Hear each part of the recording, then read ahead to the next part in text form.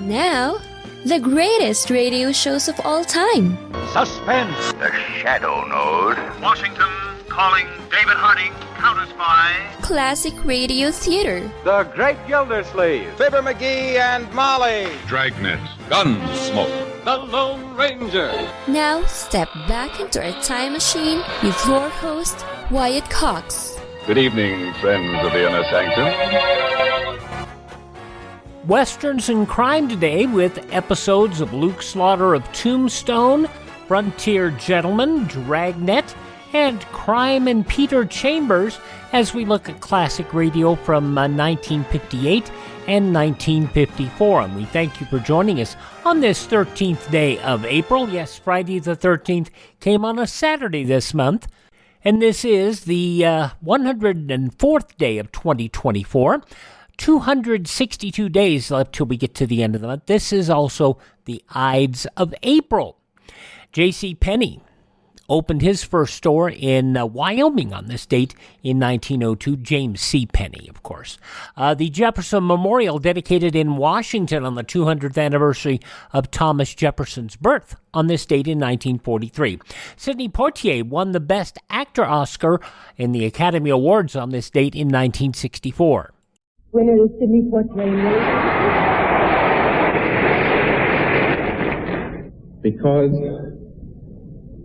it is a long journey to this moment, I am naturally indebted to countless numbers of people.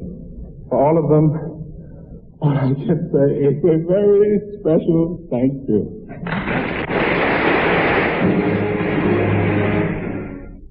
He won the Oscar for his performance in Lilies of the Field. An oxygen tank aboard Apollo 13 exploded on this date in 1970, putting the crew into deadly peril.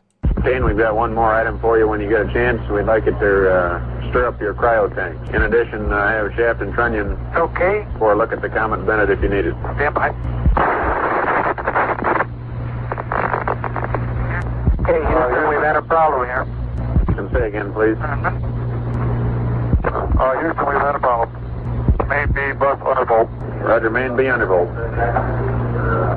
Stand by, 13. We're looking at it. We had a pretty large bang associated with the caution and warning there. And as I recall, main B was the one that had a amp spike on it once before. Good, Fred. Interim here, we're starting to go ahead and button up the tunnel again. It was discovered the normal supply of oxygen, electricity, light, and water had been disrupted. The landing mission aborted, and the astronauts and controllers on Earth scrambled to come up with an emergency procedure. The crippled spacecraft continued to the moon, circled it, and began a long, cold journey back to Earth. Western Union, in cooperation with NASA and Hughes Aircraft, launched the first commercial geosynchronous communications satellite, Westar 1, on this date in 1974. 1983, Harold Washington elected as the first African-American mayor in Chicago's history. And in 2004, former FBI Director Louis Freeh testified before Congress the FBI could have prevented 9/11 if they just had the tools. September 11th, had we had the right sources overseas or in the United States, could have been prevented. Former Attorney General Janet Reno also testified rules that restricted intelligence sharing made tracking terrorists difficult. It was in 2017 the U.S. dropped the largest ever non-nuclear weapon on Afghanistan. Passing away on this date in history from the actor Larry Parks. Jolson story, Jolson sings again, and an admitted communist. He passed away on this date in 1975. Also, the father of the zip code, Robert Moon, passing away on this date, and Art Bell passing away on this date. He is probably still out there in space somewhere. Born on this date, as we mentioned earlier, President Thomas Jefferson, President 3. Also, businessman F.W. Woolworth, Butch Cassidy and the Sundance Kid fame, the inventor of Scrabble, Alfred Mosier Butts, Samuel Beckett, also the writer, also born on this date, perennial presidential candidate Harold Stassen, actor, singer, and president of the Screen Actors Guild Howard Keel, atheist Madeline Murray O'Hare, actor and very funny Don Adams, born on this date. Would you believe? Yes.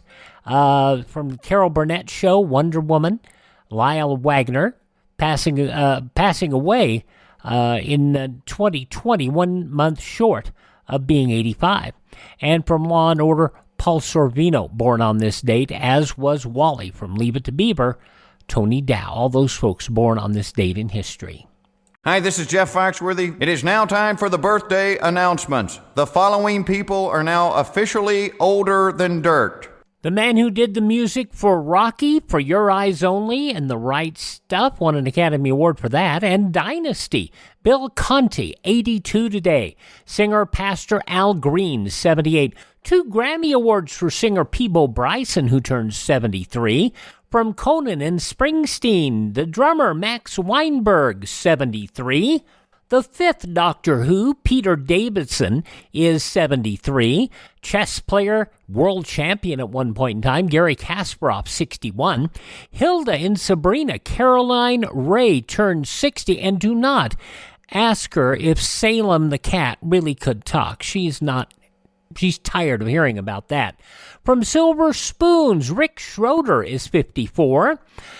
Kelly Giddish from All My Children, Law & Order, SVU, Kelly Giddish, 44. And the man who sang his Mambo No. 5, Seeking a little bit of Monica in my life, a little bit of Erica by my side, a little bit of Rita is all I need, a little bit of Tina is what I see. A little bit of Sandy in the Sun, a little bit of Mary all night long. A little bit of Jessica, Here I Am. A little bit of You Makes Me Your Man. Mambo No. 5. Lou Bega, 49 years old today. Those just a few of the people who celebrate the 13th day of April as their birthday. And if this is your birthday, we baked you a birthday cake. If you get a tummy ache and you moan and groan and woe, don't forget we told you so. Happy birthday! Happy birthday! Make a wish, dear, and blow out the candles. Here they go. We start off in Tombstone, Arizona, an episode of Luke Slaughter of Tombstone. The first of 2 shows from this date in 1958. From 66 years ago, Sam Buffington in the Wagon Train. That's next on Classic Radio Theater with Wyatt Cox on a Saturday.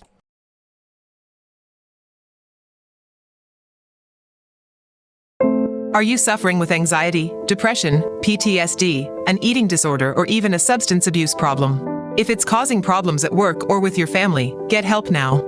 At Insight Mental Health and Wellness, we help and treat all types of depression and mental issues. We will help you use your insurance to get away from it all, to a beautiful, sunny, and tranquil vacation-like environment, so you can recharge yourself. And with the Family Medical Leave Act, you could take the time off you need from work. Plus, with the Affordable Care Act, your treatment could be 100% covered. If you're suffering from any kind of anxiety, depression, PTSD, eating disorder, or even a substance abuse problem, use your insurance and get away from it all. Come to sunny California. Call Insight Mental Health and Wellness now. 800-281-8944. 800-281-8944. 800-281-8944. That's 800-281-8944. Now, as I said, on Classic Radio Theater with Wyatt Cox, the first of 2 episodes from April 13th, 1958. First, Sam Buffington stars in Luke Slaughter of Tombstone. This short-run Western from 66 years ago today, April 13th, 1958.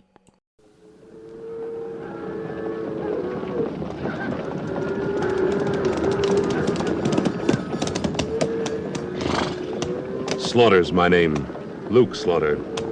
Cattle's my business. It's a tough business. It's big business. I've got a big stake in it. And there's no man west of the Rio Grande big enough to take it from me.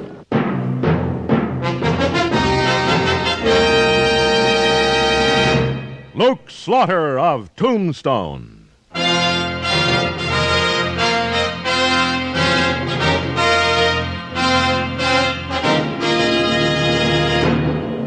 Luke Slaughter of Tombstone, Civil War cavalryman turned Arizona cattleman.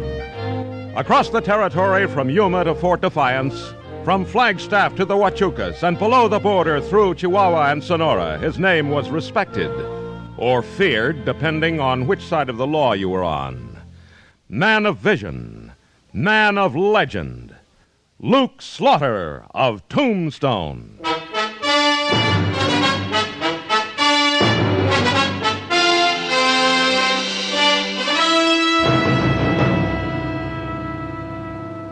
Carl Justice was dead, bushwhacked in the Chiricahuas for the $10,000 he was carrying. But Justice wasn't dead. The posse from the Cattlemen's Association would see to that if we had to cover every half section between the petrified forest and the Mexican border. And it looked like we might. At least the first day in the saddle, we didn't find a trace of Justice's killer or the gold. We were a tired bunch of ranahans when we came back to town that afternoon. All right, boys, get yourselves a good night's rest. Be ready to ride again at sunup. Come on. Well, howdy, Luke. Hello, Wichita. You look like you've been eating a lot of dust. I have. You turn up anything? Nothing. Not a single sign. Well, a killer's got to leave a sign. This one didn't. Sure is a shame. Carl ought to knowed better than to try carrying all that money over to Bisbee by himself. But he didn't. Oh, man, I'm tired. You going to go out to the ranch tonight? No, I'll grab some shut-eye over at the office. Let's go. Hold up a minute. You can't get by this outfit. 4 wagons. It's a pretty small train to be traveling alone. Keep it moving. Real driving boss, ain't he? Bet he wasn't raised on prunes and proverbs. Yeah. You know, Wichita, it's a funny thing about that outfit. What's that? No kids. Not a single one. Yeah, that is peculiar. Usually they got young'uns festooned all over, from the driver's box to the tailgate. Well, I'm gonna spread out on the cot back there. Yeah, you do that, Luke. And you better unlimber your guns. You ain't had 'em off since you rode out of here before dawn. Yeah. I'll drop them here on the desk. Yeah. And pull your hat down over your eyes, Luke. Anybody come around asking fool questions, I'll take care of them. Thanks, Wichita. I sure wish I could find some trace of that killer. Oh, forget it now, Luke. I want to hear you snoring inside of 2 minutes. Carl Justice can't get no deader than he is right now. Well, evening, stranger. What can I do for you? You can reach, mister. This is the office of the Cattlemen's Association, stranger. Why the 6-gun? I'm asking the questions. Who's the hombre on the bed? Why, Answer me. Oh, him. Drunk, sleeping it off. So you're the famous Luke Slaughter of Tombstone. What do you want, stranger? That's what I wanted, Slaughter. Put you to sleep for a while. Wichita! Wichita! I shouldn't have taken my guns off. You get your wits back. I'll take over now. Hey, Slaughter. Slaughter, they broke a window and I was fixing to rob a bank. Who was? Well, there was 2 of them, and now they're riding east out of town. Oh. Well, ain't you going to follow them? Why should I? Well, you're head of the posse for the cattlemen. You're supposed to. What about that other rider headed west? Well, he weren't nowhere near the bank. He come out of your office. That's right. Well, Slaughter, now look, we standing here yammering. Them thieves is getting that much farther. Did they get anything? No, but I told you they broke a window. I've got bigger problems than a broken window. Go chase them yourself. Well, all the high-handed clouding the trailways to wink at a plain case of lawbreaking. What's going on anyway, Luke? I don't know, Wichita. I wish I did. That hombre had no call to pistol whip me. He wouldn't have gotten away with it if I'd had my guns. But remember, he thought he was pistol whipping me, Wichita. Say, that's right. Well, ain't you gonna try to chase him down? No, it's almost dark. Besides, who would you chase? The 2 riding east who broke the window in the bank? Or the one riding west who dented your skull? Well, yeah. Clean getaway on all counts, huh? No, Wichita, I don't think so. I've got an idea. Right now, let's get over to the old docks and get a plaster for your scalp. You might need your head before the night's out.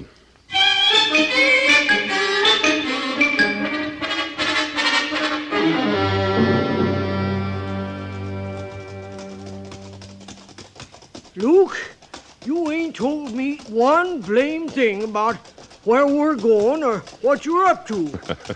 I'm not sure myself. Well, just riding in the moonlight won't get us nowhere. Besides, I'd think you'd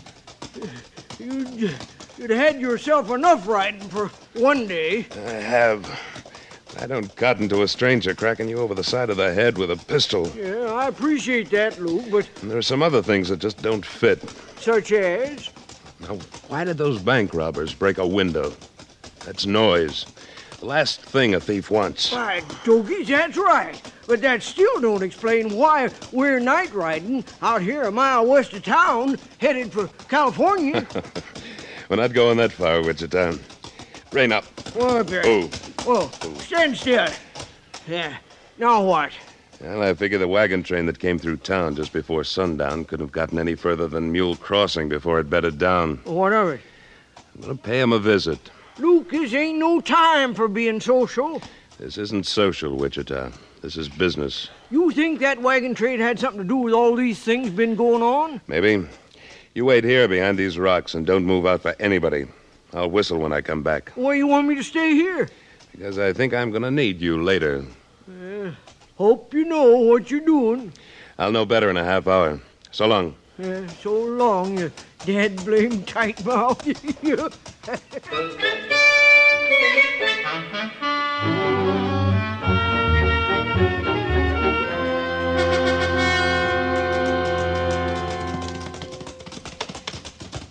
Hold up. And don't you turn around. Evening. What's your business, stranger? I want to talk to the boss of this wagon train. Why? Are you the boss? No. Then I'm talking to the wrong man. Where's your boss? Put up your hands and move on. Slow.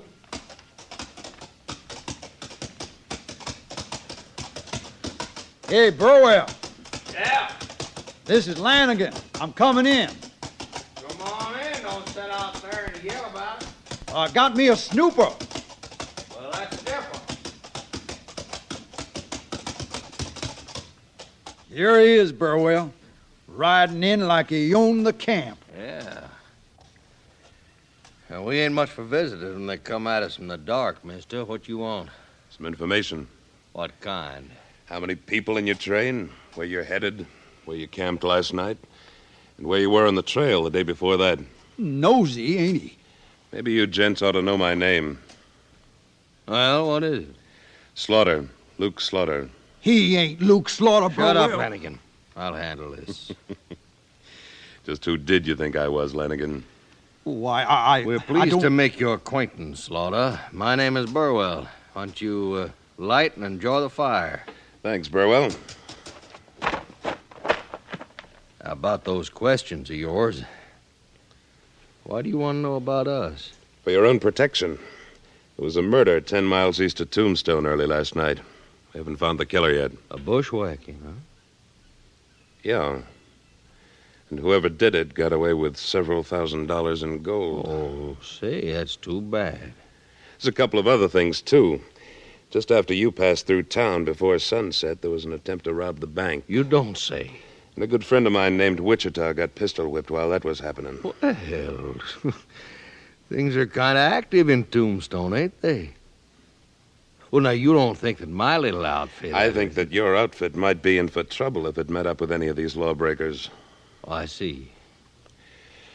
Those questions, Burwell. Oh, sure, Slaughter.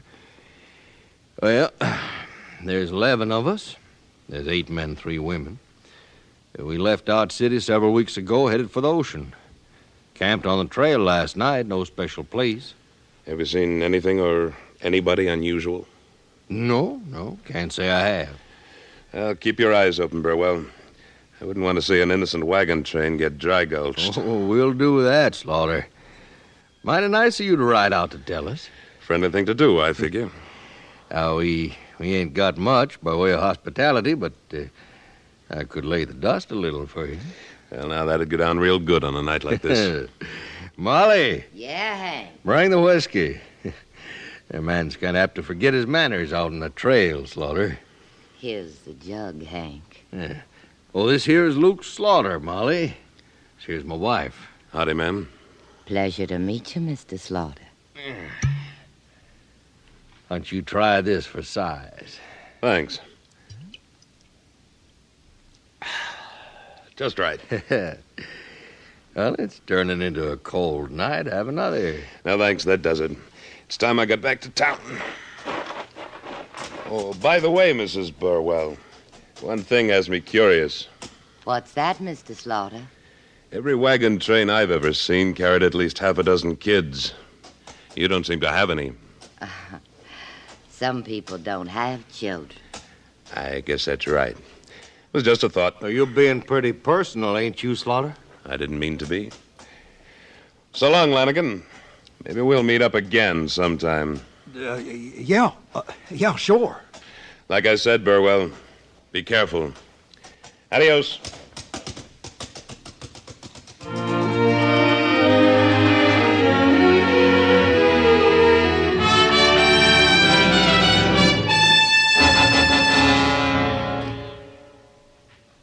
In a moment, Luke Slaughter of Tombstone returns. On CBS Radio's Gunsmoke today, a colorful character named Livy learns that arson is a crime, no matter what the motive. Livy doesn't want her son to grow up like his alcoholic father. Her notion of how to keep the boy from drinking is set afire to every saloon in Dodge City. When she threatens to act on her idea, however, she lights the fuse on an explosive situation for Marshal Matt Dillon, as well as for herself. For adventure in the West, as our pioneers knew it, hear this thrilling episode of Gunsmoke later today on CBS Radio.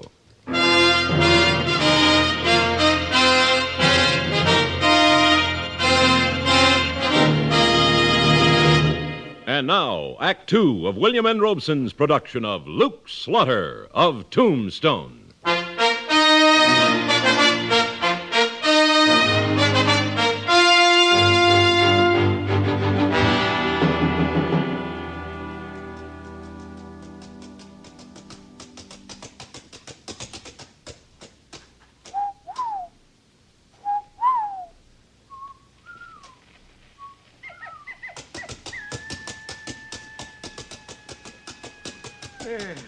About time you was getting back, Luke. I was beginning to know all the coyotes by name. It was worth it, Wichita. I've been talking to the man that pistol whipped you a few hours ago. You was? And after that bunch has had a chance to think it over, I think we'll both be talking to him. It makes sense, will you, Luke? That wagon train, Wichita. It's the headquarters for everything that's been happening around here lately. It is? Well, you just ain't gonna leave them out there and let them go on. No. Unless I'm dead wrong, they're gonna send a man gunning for me.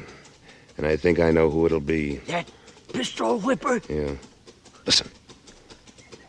That's one horse, Luke. And one rider. He's got to slow down to get through these rocks. And when he does, jump him. That will be a pleasure. Hey! Don't reach or I'll drop you. What is this? Get his guns, Wichita. Already got him, Luke. Slaughter. Yeah, Lanigan. Slaughter. Can a man ride into town for a peaceful drink without being ambushed? Light. But I don't see why... Get off that horse. Yeah. Sure. Lanigan, I want you to meet a friend of mine. Wichita, this is the man who laid that gun barrel alongside your ear this evening. I ought to kill you same as I would a skunk. Wait a minute, boys. It's against my nature to fight an unarmed man, Lanigan. Any one of his guns, Wichita. Barrel first. Luke. Now put it in your holster, Lanigan. And you're welcome to use it anytime you want to. Slaughter, I... Tell me the real story about that wagon train, Lanigan. Why, I don't know what you're talking about. Have you ever been pistol whipped? No. You're about to learn what it feels like unless you care to draw. Oh, Slaughter, for the love of heaven, don't... Killed Carl Justice. But I never heard of no Carl Justice. He had $10,000 in gold yesterday. What's that now got he's to do dead. with me? Who killed him? You tell me, or I'm going to rake a gun sight through your left ear. Talk or draw, Lanigan.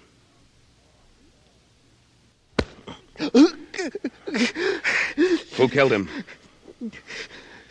You want another one? No. It was Burnwell. He told me not to, but he put up a fight, and Burnwell... A man doesn't fight with his back. Why did you pistol whip Wichita? Well, it was Burnwell's idea. He heard about you, and he thought that if you was laid low for a while, people would want to go after whoever did it. That's what I figured. Yeah.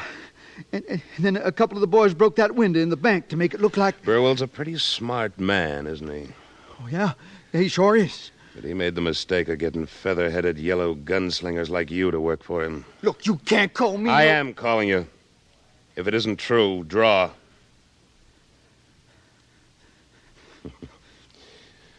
Take his gun, Wichita.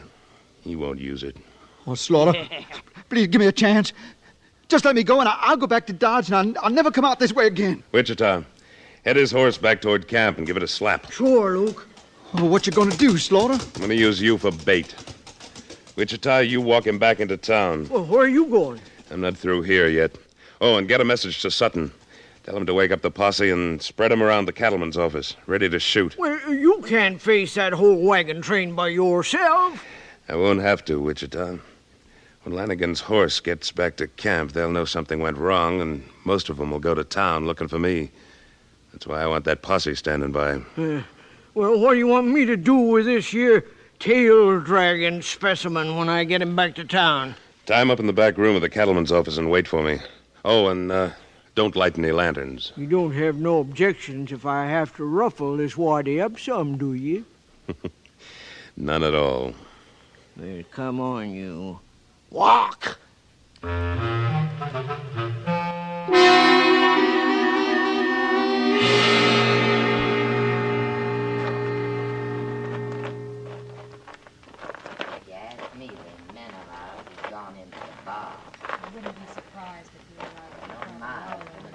Get your hands up. All of you. Who's out there? Luke Slaughter, ma'am. Now do as I tell you. What you holding a gun for, Slaughter? Are there any guards out? No. All the men folk rode into town a while back. I liked your hospitality so well, Mrs. Burwell. I came back for some more of it. Then put that gun away. You don't need that. I think I might. You see, Mrs. Burwell, I know the whole story. What do you mean? Lanigan talked. That's what I mean. Well, now, that puts a different light on things. How so? Burwell lied to you about me. He lied about everything. But this is important.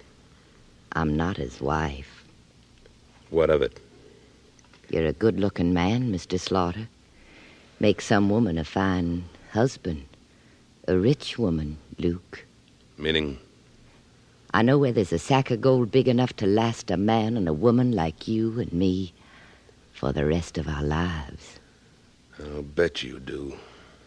Why don't you call me Molly? All right, Molly. Have you ever kissed a high-spirited woman, Luke? Why don't we get rid of the company first? What do you want to do with them? Tie them up. Spread-eagled on a wagon wheel. Ah, you sure are smart. We're going to get along fine. Now, about that gold, Molly. Ah, no hurry, is there? You might as well tell me no. I don't know as I can trust you yet. No. No, you don't. But I want to. It's in a chest in the lead wagon. Thanks. Now stand over there with the rest of them. What? I'm going to tie you up, too, Molly. Slaughter, if I had a gun... I know. I'd be dead. Just like Carl Justice. Is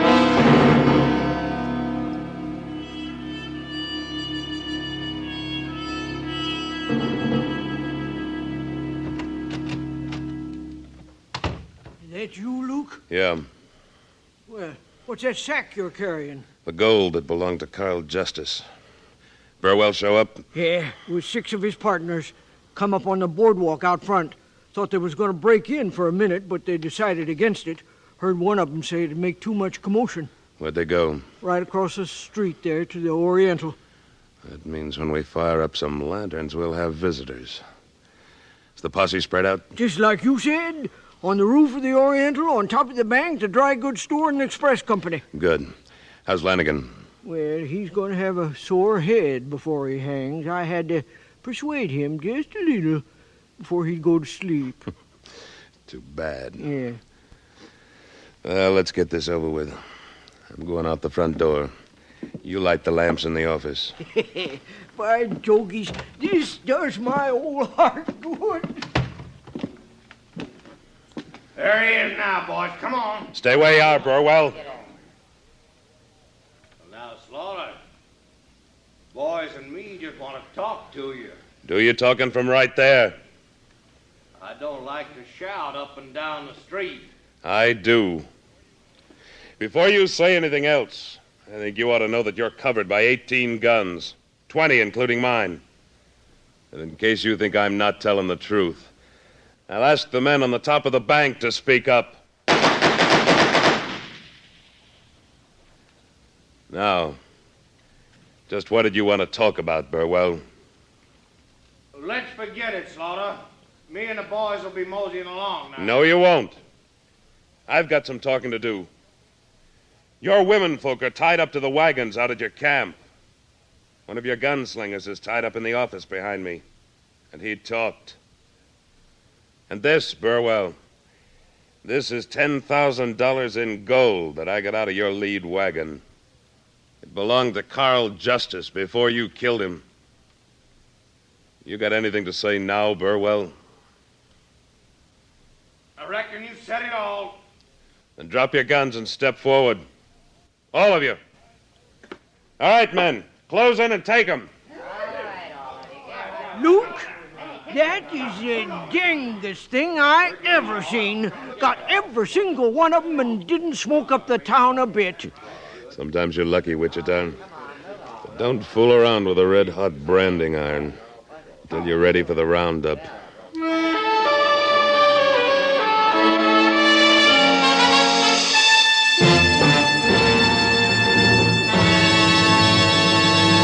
Luke Slaughter of Tombstone, starring Sam Buffington, was written by Alan Botzer and directed by William N. Robeson.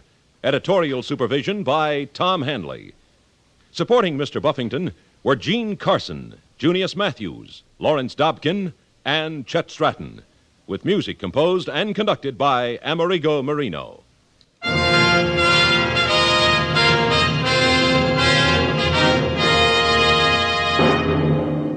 Next week at this time, we return with...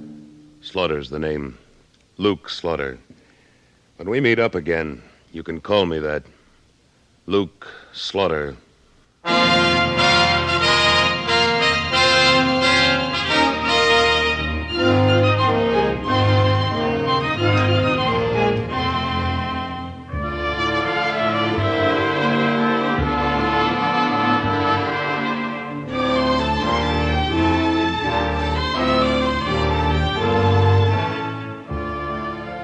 This is the CBS Radio Network.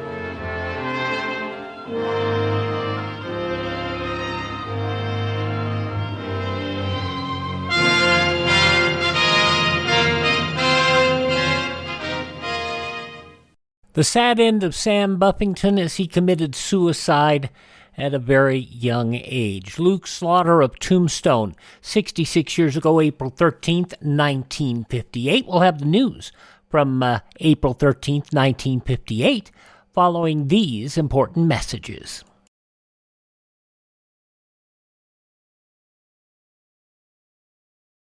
President Biden recently released a massive $6 trillion budget, the largest budget in U.S. history. And guess who pays the bill? That's right, you, the American taxpayer. American citizens and business owners will be paying more taxes. That's a fact. And if you owe back taxes, they will be coming after you to collect payments. In fact, President Biden also hired thousands more IRS agents to go after you. If you got a letter from the IRS and you know you owe back taxes or you haven't filed in years, don't put your head in the sand. Call us today. We've saved our customers millions of tax dollars. One quick, free phone call will show you how we can reduce your past tax bill and save you thousands. Guaranteed, or you pay nothing. Call now. 800-932-1431. 800-932-1431. That's 800-932-1431. Paid for by the Tax Helpline. And on this Saturday Classic Radio Theater with Wyatt Cox, we're listening to a couple of shows from 1958, 66 years ago today, April 13th. We heard Luke Slaughter of Tombstone, another Western, Frontier Gentleman, starring John Dehner, will be next. But first, here are some of the stories that made news on April 13th, 1958.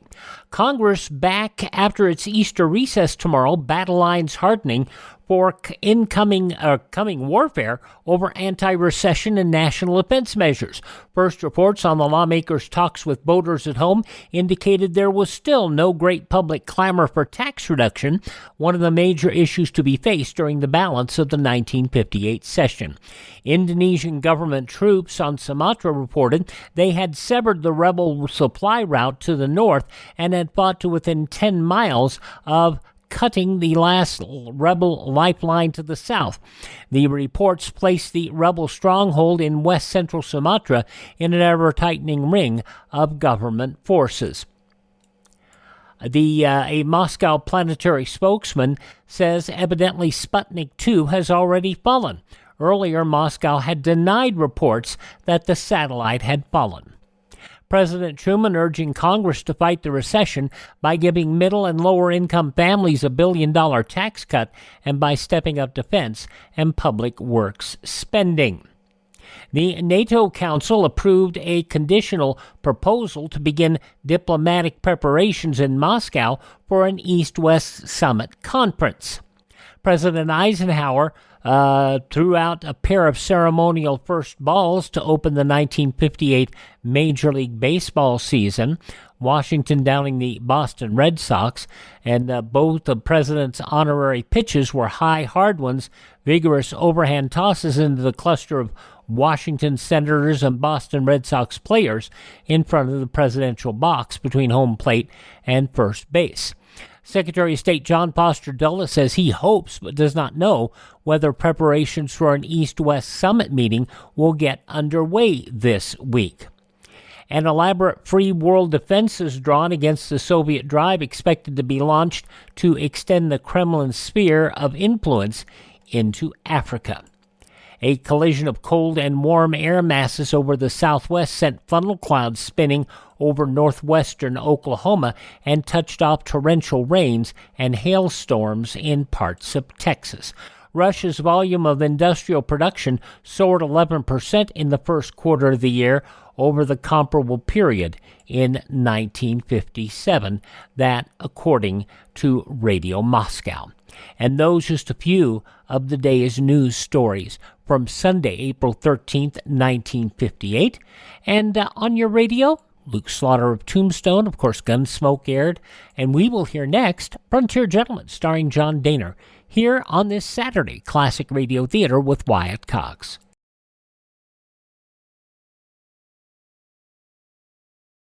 In times of economic uncertainty and chaos, your money means nothing. You may not even be able to get it from your bank or ATM. And the money you do have in the stock market will go down and down. What you can bank on is gold and silver. Gold and silver have been a reliable and trusted form of currency for thousands of years. Gold and silver have never been worth zero, and typically gold holds its value during economic turmoil. Call the Gold Hotline now and learn how to protect your money and your assets with gold and silver. And learn how to set up a new IRA or roll over your current one into a gold-backed IRA. Protect your money from the next market crash with gold and silver. Call now for your free gold guide. 800-515-6302. 800-515-6302. 800-515-6302. That's 800-515-6302.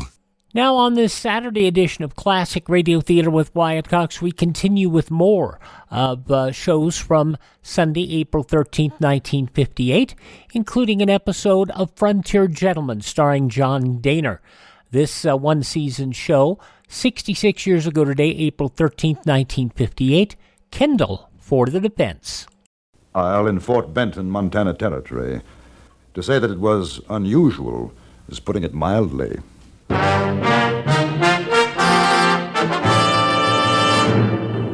Dear gentlemen,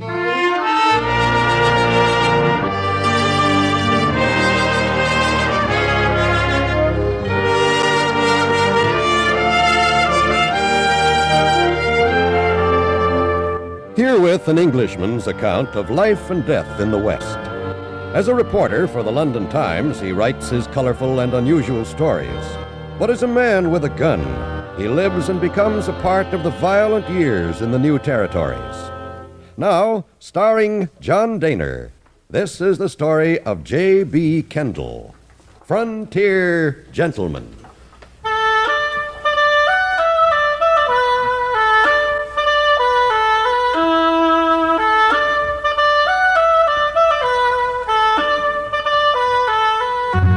Nothing had changed in Fort Benton since I'd left it 5 weeks earlier, except perhaps for one thing. It was spring now. You could feel it in the streets, smell it in the sun-warm air. I walked up to the little building that housed the Fort Benton Dispatch, a newspaper run by John Warren, whom I had met during my last visit. Outside, a group of men were standing about, peering through the windows. I thought that they looked at me rather strangely when I went inside, and it only took a moment to see why. The newspaper editor, Mr. Warren, sat pale-faced, looking at a rather fierce individual who stood a few feet away from him, wearing 2 pistols and cradling a shotgun in his arms. Mr. Kendall. Well, how are you, Mr. Warren? Am I interrupting? No, sit down. This is George McEwen, J.B. Kendall. Howdy. Mr. McEwen? That's right. What are you, deputy or something? No. Mr. Kendall's a newspaper man, writes for the London Times. Oh, is that right? Yeah. Well, what do you say, Warren?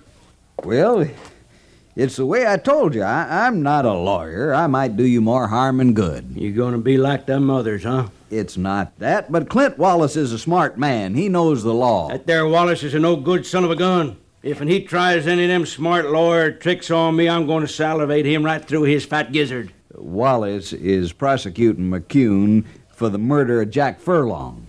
I see. Yeah, and I'm going to tell you something right here now. I didn't shoot that lily-livered cutback of a ruptured hog nohow. Not that I ain't saying whoever done oughtn't to get a medal. I'm inclined to believe him, Kendall. The trouble is, there's not a lawyer in town to take his case. Now, I'm willing to face up to what them Furlong says I done if I get a fair trial. But I seen what that outlawyer Wallace can do with his fancy twisting words. He got me hung right now. Do you mind my asking, haven't you been arrested? Well, sure, I've been arrested. How come you think I'm still in Benton? I mean, isn't it usual for a suspect to be in jail? Look, there ain't nobody gonna put me in the calaboose, especially for something I ain't done, not nohow. Ain't a man in Benton big enough to try it. Why do they suspect you? Why? Well, I'll tell you why. 'Cause that eyeballer Buck Furlong, him and that cow critter wife of his, they got it in for me ever since I whooped Buck's brother Jack in a poker game. That's why. I cleaned him out. And he swore he'd get even with me. The whole blame family's been going around Benton saying I gouged Jack in the game. Me gouge you? I ain't never cheated in cards all my born days. Do they have any proof, that it was you? They ain't got nothing. There's a mule skinner in town, Ike Dawlish. He says he saw McEwen arguing with Jack Furlong a few minutes before the shooting. That feller Dawlish, he herded one band of sheep too many. You know, that feller's plumb loco. Everybody around here knows that. Except they take his word 'cause they got it in for me. Shucks, I was up the other end of town sleeping off a belly full of popskull when it happened. Anybody see you? Well, if they did, they ain't coming up to say so.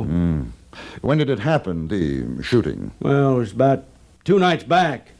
First I heard of it was the next morning. That Marshal O'Connor, he come up to me, he says, "McCune, I got to arrest you for the murder of Jack Furlong." Well, sir, I says to him, "Marshal, I hear tell you like to talk a windy. Don't you try it on me this morning, 'cause I got a head on me. It's giving me the orks. Well, sir, he comes back at me and he says, "I ain't lying, McCune. You've been identified as a murderer. You'll have to come down to jail with me." And I says, "You must be seeing black, O'Connor. If you think I'm going to do any such thing and you try and draw on me, I'll be happy to swap shots with you. But I ain't going to pull freight out of here if that's what's worrying you. I'm an innocent man, and you're going to have to prove me otherwise." The trouble is, like I keep telling you, McCune, you're the one who's going to have to prove otherwise. They've got the witness. Oh. Well, why can't you get a lawyer to defend you, Mr. McCune? Well, sir, now I'll tell you why. 'Cause that there Buck Furlong's wife, Maggie, is Barry's daughter, that's why. And Dad Barry's the justice of the peace, and they ain't no lawyer with stuffings enough to stand up again that old whistling britches. That does make it rather awkward. You know something? It ain't right nor fitting in these times that a man can be telling the truth and no one believe him. Now, look, Warren, you ain't afeard of that Dad Barry, are you? You know I'm not. Well, then I'll pay you 100 in silver if you talk for me. I'd like to, McCune, but... All right. You don't have to say no more. I'm welcoming you up to the trial house, and I'm going in and let them say what they want, and then I'm walking out. And the first man tries to stop me, he's going to get lead poison. Well, what do you want, O'Connor? George McCune, as marshal of this here town, and authority vested in me. O'Connor, come on, talk horse, what you want? I gotta take you down for the trial, McCune. I'm asking you polite-like to give up your guns. I'm going to go with you, O'Connor, 'cause you got a duty. But if you think I'm giving up my sixers to this here goose gun, you don't know no more than a mule-eared rabbit. Now, let's rattle Hawks out of here.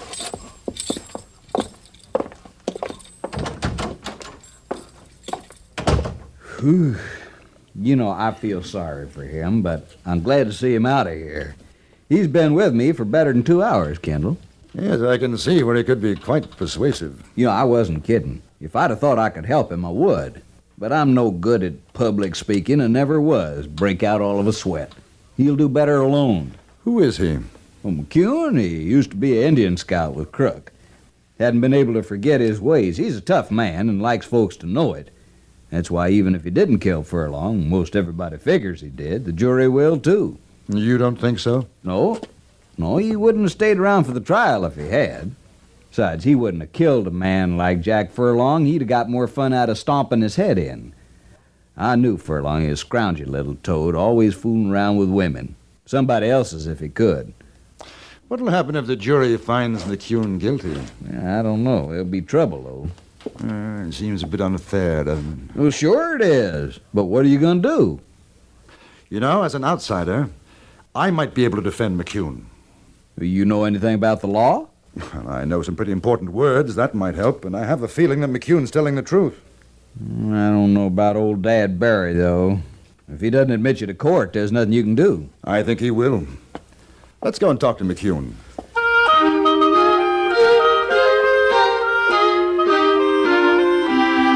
When we arrived at this saloon, it was already half full. The accused man was sitting in a small storeroom drinking a glass of beer, his guns still very much in evidence. Marshal O'Connor stood in the entranceway trying to appear as though he were guarding his prisoner, although he seemed extremely nervous and was obviously unhappy with his job. He didn't want us to talk to McCune. I'm sorry, Mr. Warren. I can't let either of you gentlemen in to see him. We're his legal counsel, O'Connor. O'Connor, you let him pass by or I'm going to come out. You said you ain't got no lawyer, McCune. He's got one now. Don't give me no trouble, O'Connor. I ain't in the mood. All right, close the door, O'Connor.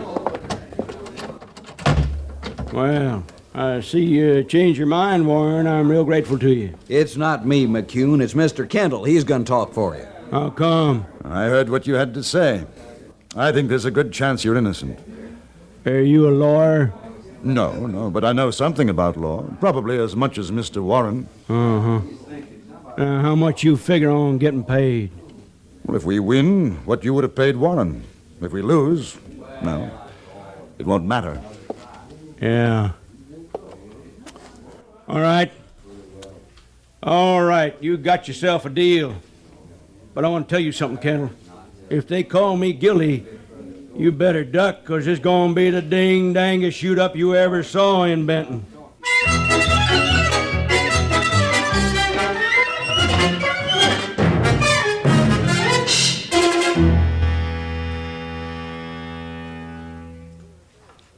In a moment, we return to Frontier Gentlemen.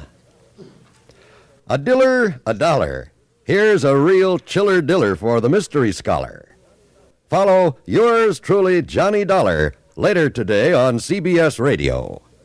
There's action-packed drama as Johnny Dollar, a suave insurance investigator, covers the globe with his expense account to track down frauds and schemers. Every Sunday, yours truly, Johnny Dollar, meets mystery, romance, thrills, and mayhem. So be sure you meet up with Johnny Dollar on most of these same stations for high-keyed excitement right here on CBS Radio. Now we return you to the Anthony Ellis production of Frontier Gentlemen.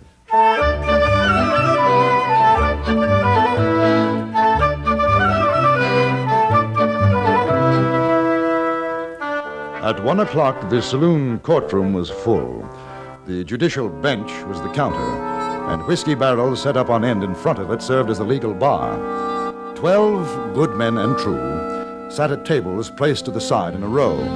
They were highly conscious of their importance to the community, and only 4 were taking advantage of the convenience of whiskey close at hand. Windows and doors stood open for the comfort of those inside who might feel the spring warmth, and for the accommodation of those crowded outside, unable to obtain even standing room. At 1 o'clock, court was called to order, the clerk hammering on the bar with the butt of his pistol.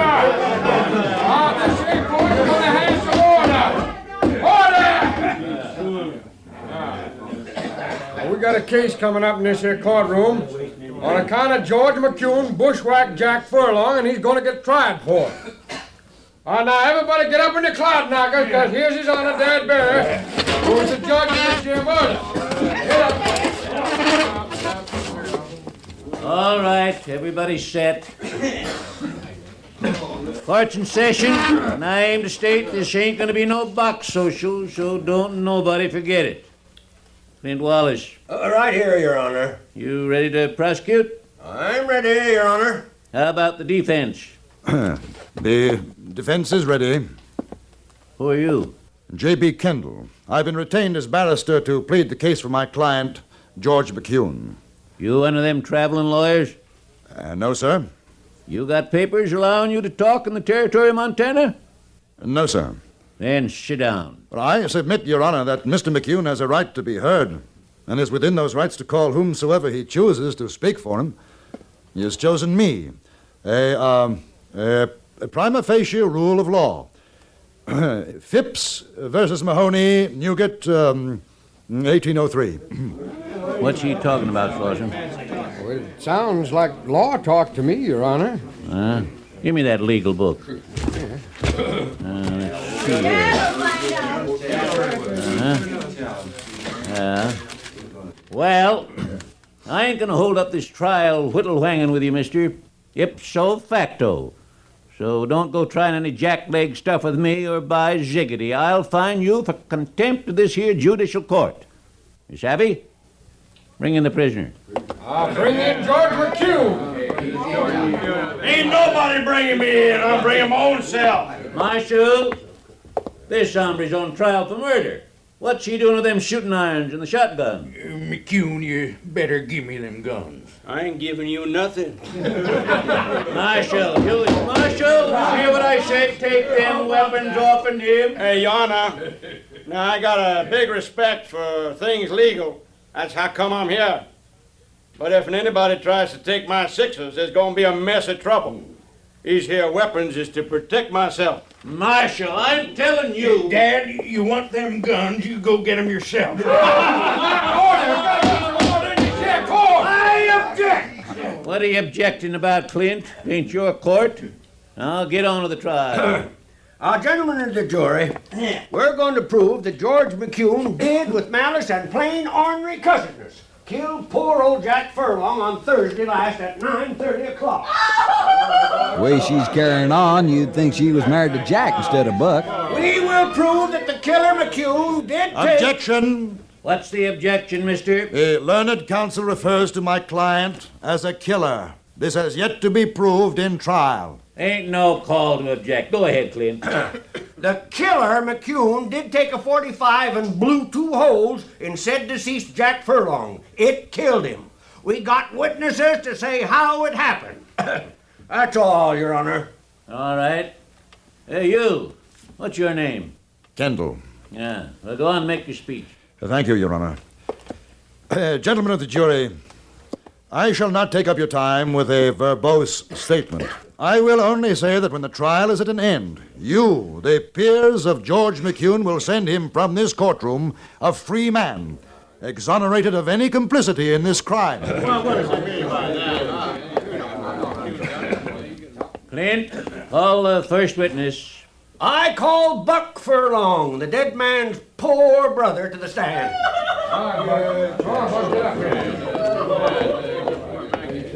Now, you swear to tell the truth, the whole truth, so help you? Sure. Well, tell what your name is, Buck.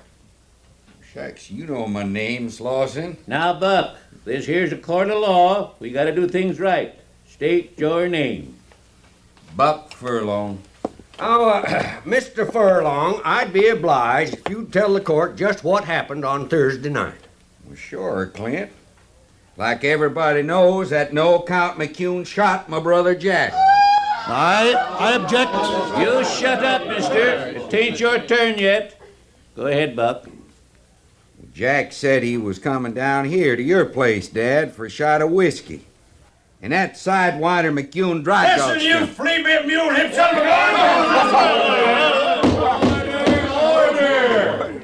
McCune, I'm fining you $20 for pulling the gun in this here court. That is contempt. No more questions, Your Honor. Cross-examination. Go on. Mr. Furlong, you say that McCune killed your brother? He sure did. How do you know that? Everybody knows it. I didn't ask that. How do you know? Because he's the only one could have done. Ike Dawlish seen him do it. And Mr. Dawlish told you? Well, sure. Ain't that right, Dad? That's right, Buck. Told me, too. You had no other proof? I didn't need none. That's all, Mr. Furlong. Thank you. Next witness. There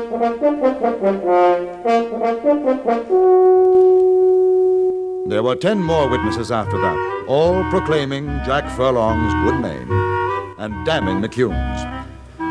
The trial was momentarily interrupted when 2 deer were spotted frolicking in a meadow 100 yards from the courtroom. There was a wild dash to the windows in order to obtain a better view. When order was restored, one of the prosecution's most important witnesses was called, Mrs. Buck Furlong.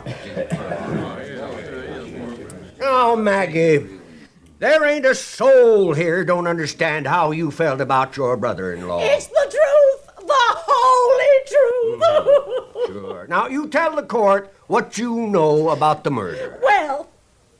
Well, that highbinder McCune, it wasn't enough he cheated our poor Jack out of his money, which everyone in Benton knows.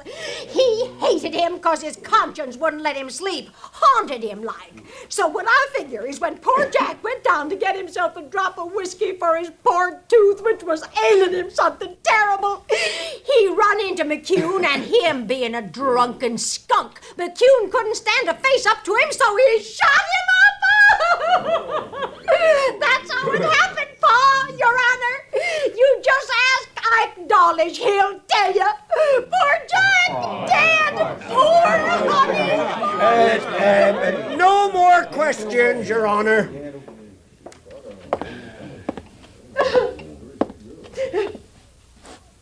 Mrs. Furlong. And you, mister, you ought to be ashamed defending a suck-egg coyote like that. Ain't nobody, man nor woman, called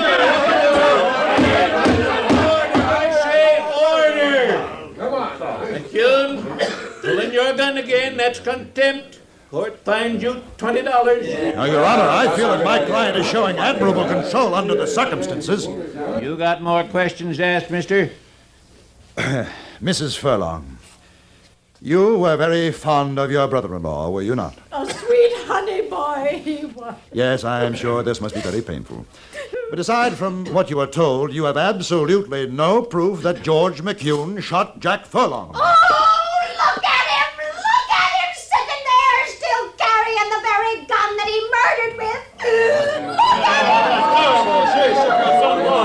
Thank you very much, Mrs. Furlong. That's all. Order! Order! Order!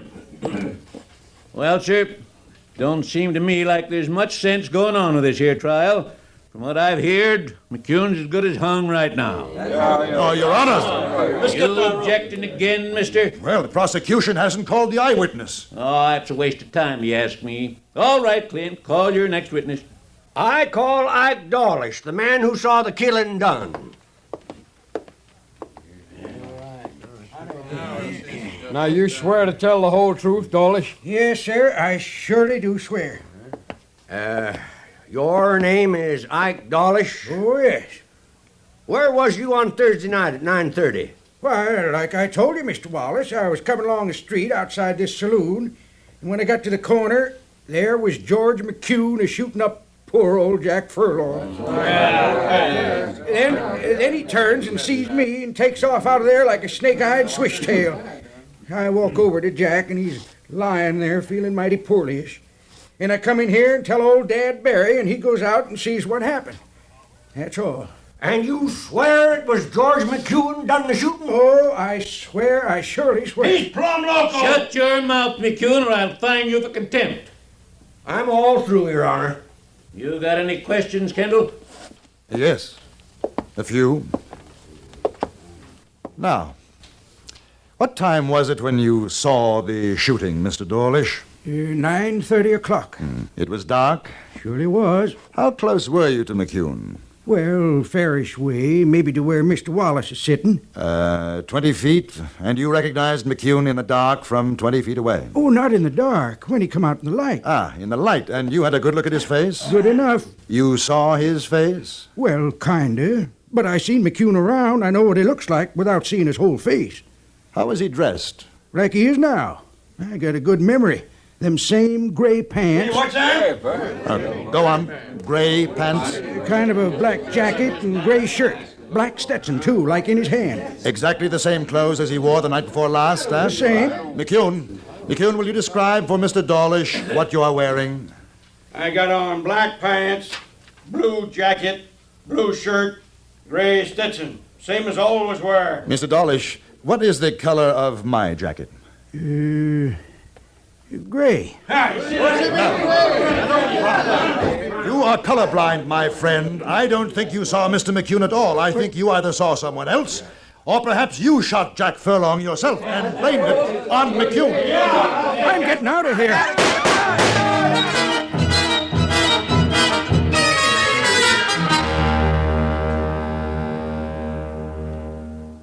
How did you know, Kendall? I didn't. Not until Dawlish made that slip about color. The rest was luck. You know, I feel kind of sorry for little Runt, even if he did blame it on me. Has he said why he did it? Oh, well, it seems Jack Furlong was rather romantically inclined toward Dawlish's wife. He knew Mr. McCune would be the easiest person to blame for the shooting, and, well, that was that.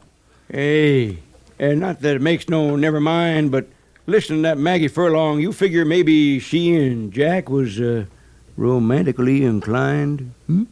I figure that Jack Furlong had a very bad case of spring fever. It killed him.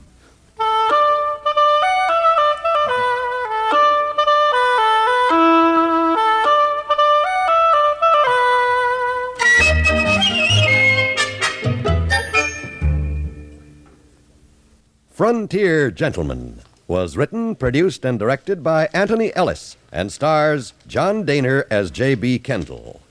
Featured in the cast were Jack Crucian, Harry Bartell, Joe Kearns, Will Wright, Jack Moyles, Jeanette Nolan, Vic Perrin, and Stacey Harris. Music was composed and conducted by Amerigo Marino.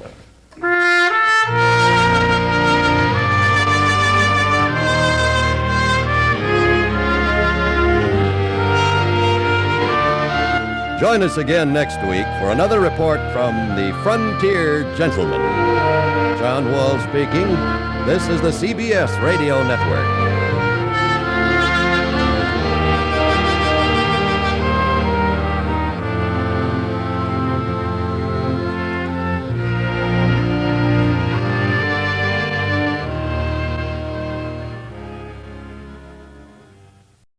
And our thanks to Ted at RadioMemories.com for that nicely restored episode of Frontier Gentleman. He has a lot of shows available. Of course, in the past, you heard us talk about Ted's restoration of Lum and Abner and so many other great shows. Contact Ted at RadioMemories.com. He supplies shows on cassette, CD, or flash drive for your computer. That's RadioMemories.com. Coming up on our Sunday episode of the show here, we'll have comedy with the Screen Directors Playhouse and an episode entitled It Happens Every Spring, and it stars that fine screen actor Ray Milland, and an episode from 1950. Also an episode of The Halls of Ivy from 1950. Jimmy Durante, along with the Harry Truman speech about savings bonds. Interesting. Also the Aldrich Family, and we'll get back to episodes of Superman with the last of the Clipper ships. That'll be coming up on our next episode on Sunday. Right now, though, coming up in a moment, we'll have an episode, two shows, by the way, from 1954. A little later, we'll have Crime and Peter Chambers starring Dane Clark. But first, Jack Webb and Dragnet.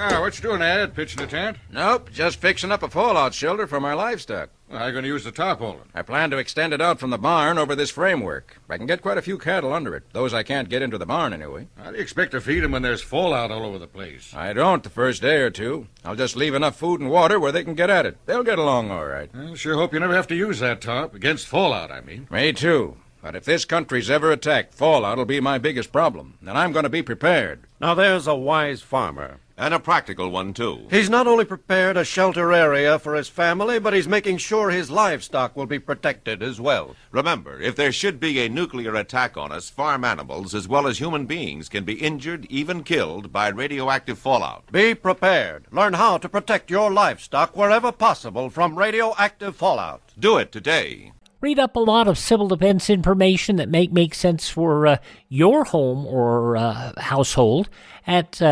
civildefensemuseum.com. That's civildefensemuseum.com. You'll find a lot of those old plans there. All right, a pair of shows now from this date in 1954, 70 years ago today. We start off with this episode from April 13th, 1954, Jack Webb, Dragnet, and The Big Note.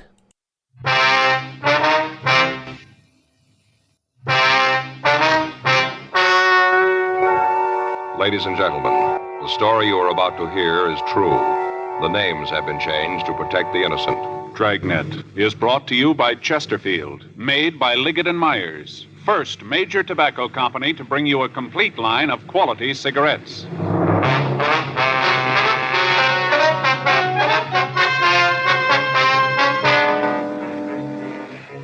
You're a detective sergeant.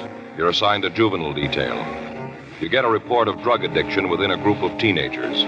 You don't know if the information is true. Your job, check it out. Meet Peter Lynn Hayes and Mary Healy, America's favorite husband and wife comedy team.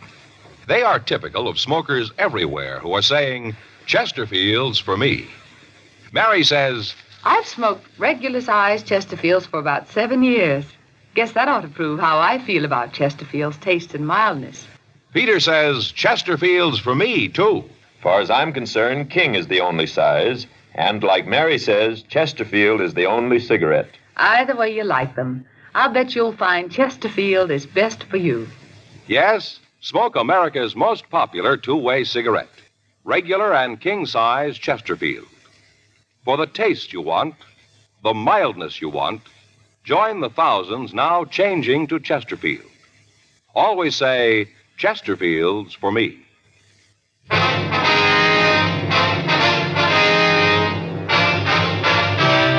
Dragnet, the documented drama of an actual crime. For the next 30 minutes, in cooperation with the Los Angeles Police Department, you will travel step by step on the side of the law through an actual case transcribed from official police files.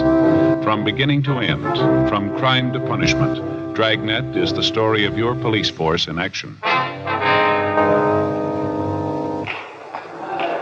It was Wednesday, February 10th. It was cold in Los Angeles. We were working the day watch out of juvenile detail. My partner's Frank Smith. The boss is Captain Powers. My name's Friday. I was on my way into the office, and it was 8:01 a.m. when I got to Georgia Street Juvenile.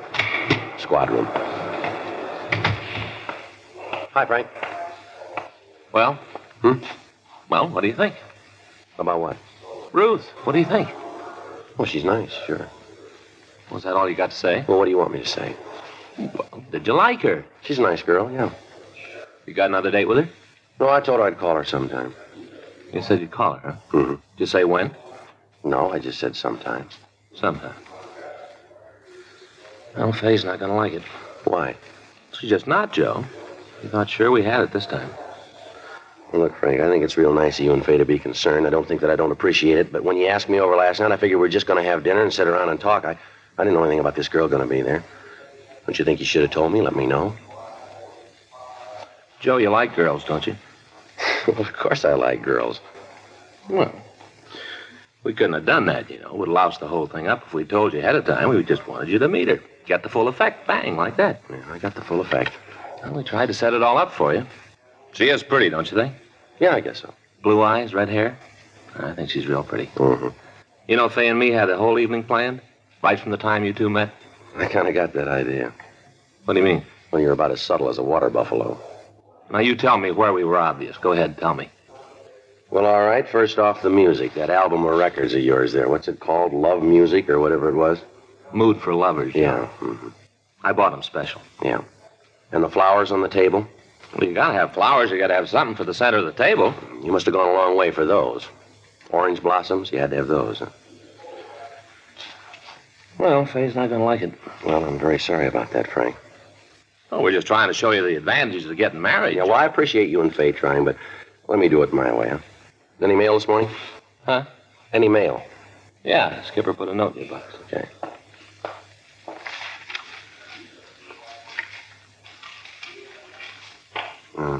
Tickets for the police show. You gotta sell tickets, huh? Yeah, so do you. Here's your book.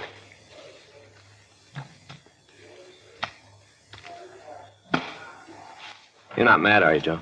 No, man, it's just that all the time people are trying to be helpful, you know.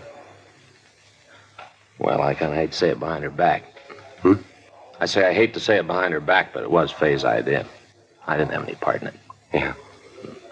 Faye's idea. Faye's idea. You're sure you're not sore, huh? No, I told you I'm not mad. Sure? I'm sure, Frank, yeah. Mm-hmm. Oh, Ruth. What? Look, it wasn't the fact that she was a redhead, was it? Friday? Yeah. Yeah, Skipper says to run this down. Thanks, Ed.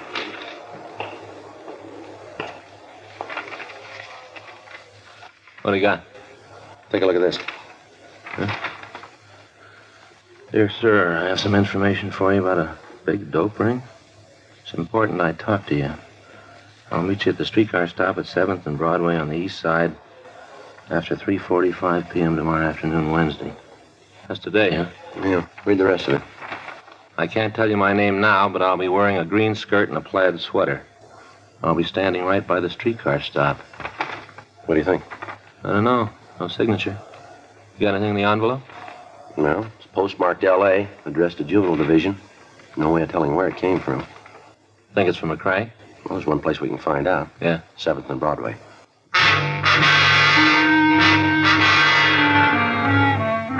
The fact that the note had been addressed to Juvenile Division instead of Narcotics Detail indicated that the person who wrote it had some knowledge of the workings of the police department. It also led us to believe that the writer was a juvenile. We checked again with Captain Powers on the letter, and it was decided that we'd make the meet that afternoon.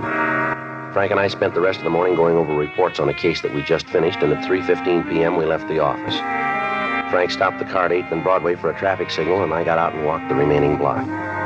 There was no one at the streetcar stop dressed in a green skirt and a plaid sweater. While Frank circled the block, I waited. 3:40 p.m., still no sign. At 3:52, a woman of about 23 got off a streetcar and waited on the corner. She was wearing a dark green suit with a plaid blouse. I waited for some indication that she might be the person we were waiting for, but she gave none. Finally, she turned, walked across the street, and disappeared into the crowd.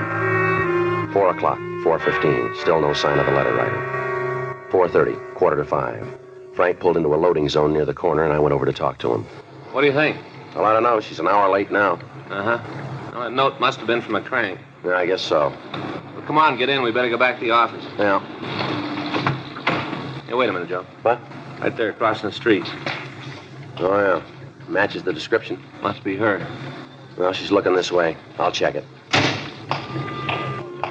She looked about 15. Brown hair and a thin, young face. She was carrying an armful of school books. She paused in the corner and watched me. I walked up to her and told her I was a police officer. She nodded and then walked out to the safety zone and climbed onto a waiting streetcar. I followed her. She walked to the back of the car and took a seat. I sat down next to her. I could see Frank following us in our car. We rode 3 blocks before she spoke. I'm sorry I was late. It's all right. I usually try to be on time, maybe even a little early. That's the way it should be, don't you think? Well, what was it you wanted to talk about, miss? I got hung up at school, couldn't get away when I thought I would. Yeah. That's the reason I'm late. Well, you said something in the note about a narcotics ring. How much am I going to get involved in this? What do you mean? How deep am I going to get? I don't want any trouble myself. We're doing this to help somebody, but I don't want to get mixed up in it myself. Well, maybe you better tell me what it's all about first, huh? We can decide the rest of it later. That's the way it has to be? Well, you called us, remember? Yeah, I guess so. What's your name? Edna. Your last name? Well, that isn't going to help any. You don't need it. How old are you? 15. All right, what about this dope ring? I want to tell you about it. A friend of mine is in pretty deep. I think she's hooked bad. I want to help her. What's your friend's name? You have to have that? Well, we're not going to be able to do very much without it, are we? Katherine.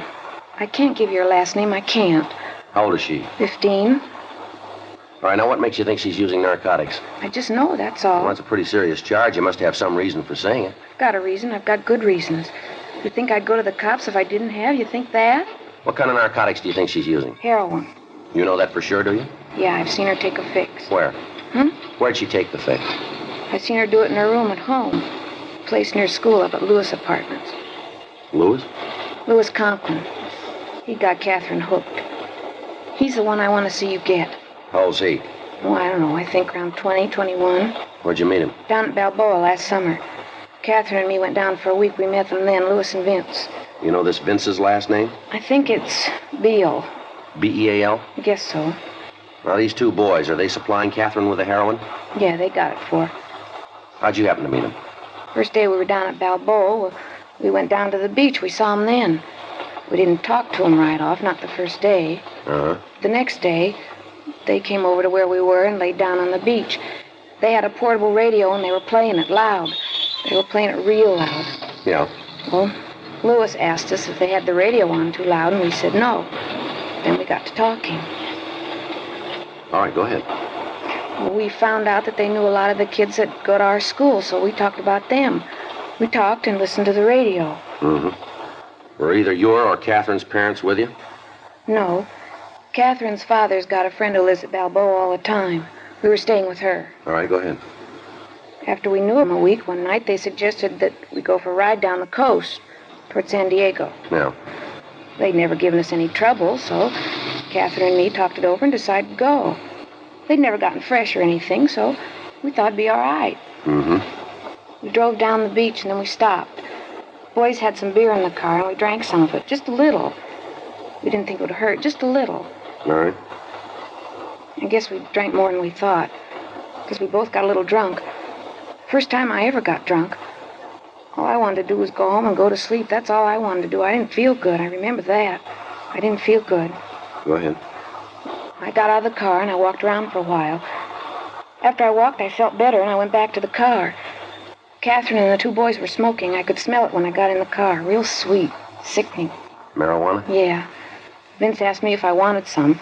I told him I didn't, and they all laughed again. Said I was just a little kid, called me chicken. So I did. You smoked the marijuana, did you? Yeah, but not very much. Got sick again, and I threw the stick away. That made Vince sore because I hadn't smoked very much. He got out of the car and found what was left of the cigarette and put it in a box he had. Then he got in the car, and the three of them all drank some more of the beer and smoked the rest of the marijuana. They were all laughing and yelling. Katherine was smoking, too? Yes, she was having a great time, laughing it up. Seemed like everything that happened was just about the funniest thing she ever heard. They were all laughing and telling me what a square I was. Finally, I couldn't stand it anymore. So I said if they wouldn't take me home, I'd walk. What'd they say to that? Told me to go ahead. Said I was a drag anyway, and they'd be glad to get rid of me. You left then? Yeah. I tried to get Katherine to go with me. She said she was having too good a time and she wasn't leaving. She told me to go home and to expect her when she walked in. Yeah. So I left. Got out of the car and walked up the highway. Was going to catch a ride back to town. Pretty scared, but I wanted to get back. I didn't feel very good. Mm-hmm. I waited for the car, but the ones that went by wouldn't stop. Then Vince and Louis and Katherine came by. They told me to get into the car, and we drove home. I had to wait out in front with Katherine until she sobered up. She said she was too drunk to go into the house. What time did you get home? Oh, it must have been 3 or 3:30. Mm-hmm. Did you see Vince and Louis again? Well, I didn't, but Katherine did. Every night we were there, she went out with them. I didn't want to have anything more to do with them. She told me if I said anything to the people we were staying with, she'd cause me a lot of trouble. I like Katherine. She's my best friend. I didn't want to see her get into any trouble. Thought when we left Balboa, she'd quit seeing the fellas. That's what I thought, that she'd stop seeing them. Did she? No. When school started again, she was still going with Louis. I'd see her around the school, but she wouldn't have anything to do with me. Said I was a cube. Talking all the time about how she didn't know they grew corners like me anymore. How'd you find out she was on heroin? One day I saw her take a pop. She was at her house, and I came over to talk to her. She was pretty sick, and she went into her room. I went in after her to see if I could help, and I saw her taking a fix. After that, I didn't see much of her. I guess she didn't want me around, knowing she was hooked. When was all this? About 2 months ago. I've seen her a couple of times since. She looks real bad. Her parents know anything about the narcotics? I don't know. There's just her father. I don't think he cares much. If he does, he's not doing anything about it. I'm just telling you all this so you'll get Louis and Vince. They're the ones who started her. They're seeing that she gets the age. You know where we can find them? Yeah. Louis has a little apartment over in the Westlake area. You know the address? No, but I can show you where it is. All right. I just want to see you get them. Get them good. Mm-hmm. She was my best friend. Now she won't have anything to do with me. Nothing. Well, maybe we can straighten it out. What do you want to do now? Well, first we better get off this streetcar. End of the line.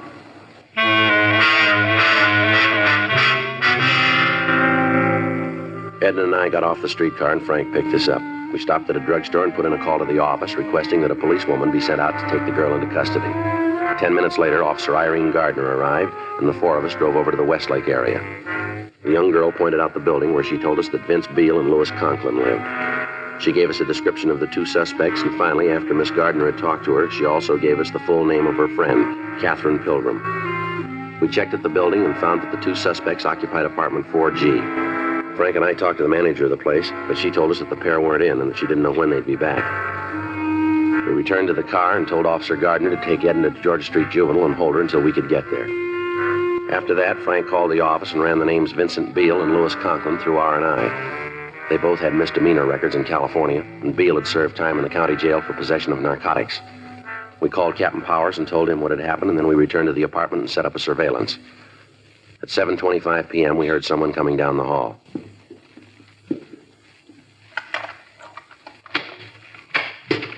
Don't worry about a thing, honey. It's all gonna be all right. I'm sick, Vince. Real sick. I know. I'll make a call, get you fixed up. Just calm down. All right, hold it right there, police officers. Hey, what are you doing in here? You got no right to break in like this. What's this all about? I gotta go, Vince. I got it. Hold it up, Miss Pilgrim. How do you know who I am? What are you gonna do? Don't say anything, Kathy. Don't tell him nothing. Turn around, Beale. What for? What are you shoving me around? Turn around. Here, turn around. I'll shake him, Joe. Right. Stand You still. won't find nothing, cop. I'm clean. We call it nothing. Where's Conklin? You got it figured so good, you tell me. You better watch that mouth, kid. It's going to get you into trouble. You tell me all about it, cop. I got no problem. What are you taking us in on? What's the charge? Violation of the Narcotics Act and contributing. Yeah? You didn't find anything on me. You didn't find anything in the pad. You've been on the spike, cop, and you know it. Now, why don't you run along and I'll forget all about you being All right, let's go. Where are you taking us? Downtown. To jail? Juvenile hall. You gonna call my father? That's right. Well, he won't tell you anything. He won't tell you a word. Keep your mouth shut. Why? I got nothing to hide. I'm not a hype. You ask my father. Let me see your arms, Beale. Huh? Your sleeves. Roll them up. Come on, quick. Here. Where'd you get those marks? You tell me. Let me see your arms, Miss Pilgrim. It's not gonna prove anything. Not a thing. Let me see them. Go ahead, honey. If you don't go along with them, they bring out the rubber hose. Somebody messed with you a long time ago. Yeah. Come on, Miss Pilgrim. Let me see your arms. Well, all right, here. How about it, Joe? Take a look. Yeah. Fresh needle marks. We called Narcotics Division and asked them to come out and go over the room in an attempt to find a trace of narcotics. We put in a call to the office, and Irene Gardner came out and took the Pilgrim girl into custody. The stakeout was set up on the apartment to apprehend the other suspect, Louis Conklin. Frank and I took Vince Beale to the office and questioned him for over an hour, but he failed to come up with his source of supply for the heroin. He was turned over to officers from Narcotics Detail and booked in at the main jail on suspicion of violation of the State Narcotic Act, a felony. A call had been put into the father of Katherine Pilgrim, and at 9:37 p.m. he arrived at the office. Friday and Smith, where are they? My name's Friday. What can I do for you? I'm Robert Pilgrim. I want my daughter. She's downstairs right now. A doctor's taking care of her. What for? Well, she's pretty sick, Mr. Pilgrim. Sick? What's the matter? You've got no right to give her any kind of medication without my approval. We couldn't reach you. How hard did you try? We called your home and your place of business. We got no answer. Our doctor thought it was best to give the girl something right away. What's wrong with her? What are you doing to her? Your daughter's a narcotic addict, Mr. Pilgrim. That is a lie. Now, you get her up here right now. You hear me? You get on that phone and have her brought to this office right now. I'm taking her home. Afraid we can't do that. Who are you to tell me what's going to happen? I pay your salary, officer. Don't forget it.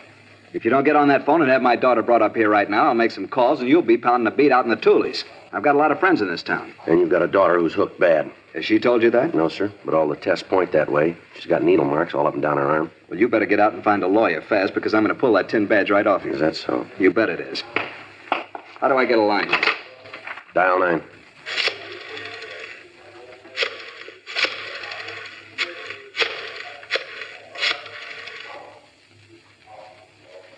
Hello, Jack. This is Bob Pilgrim. I'm down at the police station. Yeah, Kathy's here. The cop says she's a hophead. I want you to tell him. Here, you talk to him. Yes, sir. Who am I speaking with? Mm-hmm. Yes, sir.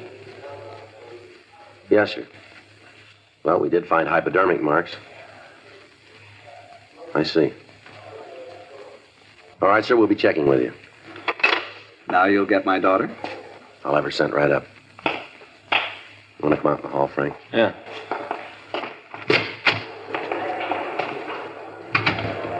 Who'd he call? It was their family doctor. We might not have a case here.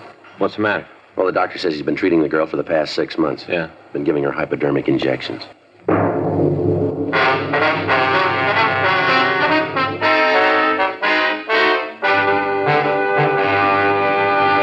You are listening to Dragnet, the authentic story of your police force in action. Tobacco has been one of man's basic pleasures for over 400 years. And the Chesterfields you smoke today are the best cigarettes ever made. And when I say that, I mean Chesterfield Regular, I mean Chesterfield King Size. Remember, this is the cigarette that's tested and approved by 30 years of scientific tobacco research. The cigarette that gives you proof of highest quality, low nicotine, the taste you want, the mildness you want. The cigarette that has an established good record with smokers, proven by test after test. Yes, friends, the Chesterfields you smoke today are the best cigarettes ever made. So join the thousands now changing to Chesterfield. Regular or king size, always say, Chesterfields for me.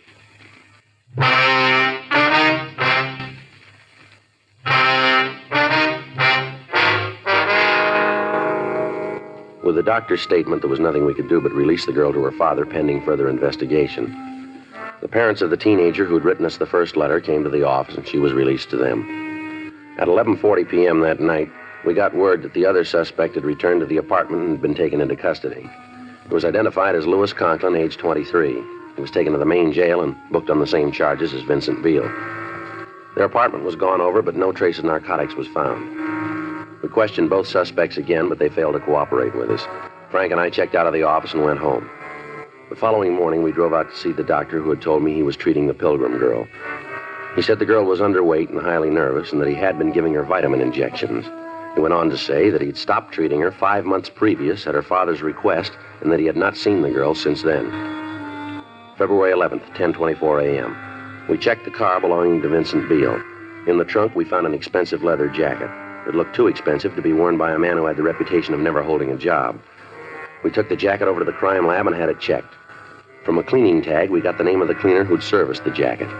We contacted him, and he remembered the jacket as having been among several stolen from his store. With this information, we went back to the main jail and had the Conklin boy brought from his cell. He told us that the jacket belonged to Vincent Beale. He was brought into the interview room. This leather jacket belong to you, Vince? No, I never saw it before. Conklin says it's yours.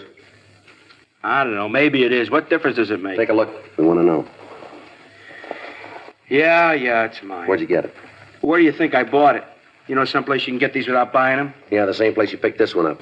And what's that supposed to mean? You know a man named Ted Hartman? Who? Ted Hartman. Ted Hartman. Never heard of him. He knows you. Maybe he's got a better memory than me. Says you used to work for him. Is that right? Yeah. Now, how about it?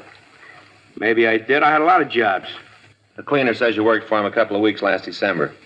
That's a long time ago. Says this jacket was stolen from him. Well, where do I fit? He thinks you stole it. He's crazy. He's sure enough to make a complaint. They'll laugh him out of court. Conklin says it's yours. I told you I bought it. Conklin wants no part of a burglary rap. What'd Conklin tell you? Maybe we ought to get your side of it, huh? What'd he tell you? I got a right to know. Look, he's going to make a beef like that on me. I got a right to know what he said. He wants no part of it. He lays it all on you. He's no good. I had him figured for a guy I could trust. He did all right on the deal. Loot kept us both going. What do you mean? I thought he told you all about it. Yeah, well, we want to hear it from you. A lot of times stories get all mixed up. Now we want to get it right. Now, we knocked the place, but it was both of us. Lou was in on it all the way. Go ahead. We were scratching for H. We had it real bad. We needed some way out. I thought about the cleaning place. Figured we could score good. Well, we did all right. Took care of 3 of us for a long time. You, Conklin, and the Pilgrim girl, is that it? Yeah, that's it. What were you shooting? Me and Lou kept it down. The Pilgrim kid, she built up fast. She was juicing 5 caps a day. I should have listened to Lou. He kept telling me to drop her, leave her alone. Yeah. Wasn't anything between us. It was just for laughs. And then all of a sudden she was hooked bad. We had to do something. We stole her jacket so we could keep her supplied. 5 caps a day. You know, that's a lot of H. I tried to break her down. I tried to cut her habit. I did what I could. You can see that, can't you? I did everything I could. How much was that?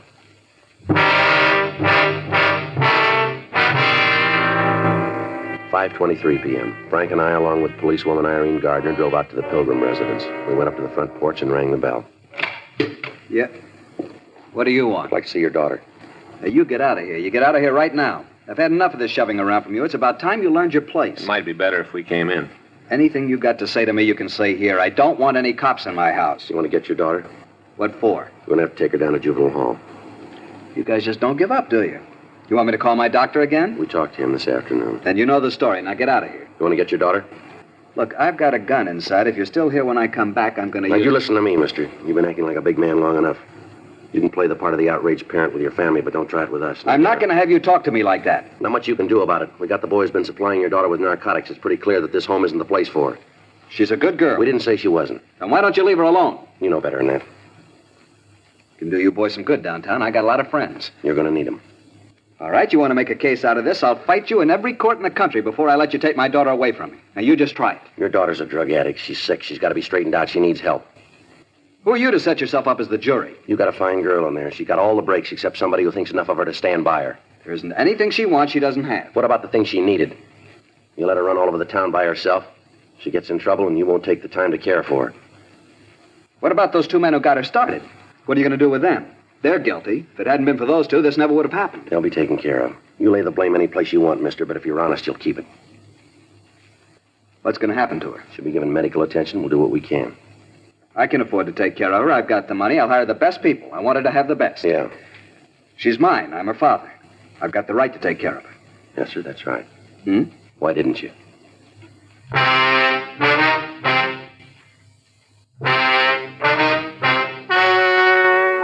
The story you have just heard is true. The names were changed to protect the innocent.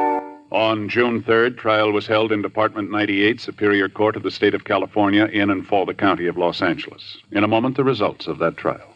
Now, here is our star, Jack Webb. Thank you. Earlier, George Fenneman told you exactly why the Chesterfield you smoke today is the best cigarette ever made. And best for you. Now, the rest is up to you. Get a carton or two for yourself. Smoke them and you'll say, as we do, it's Chesterfields for me.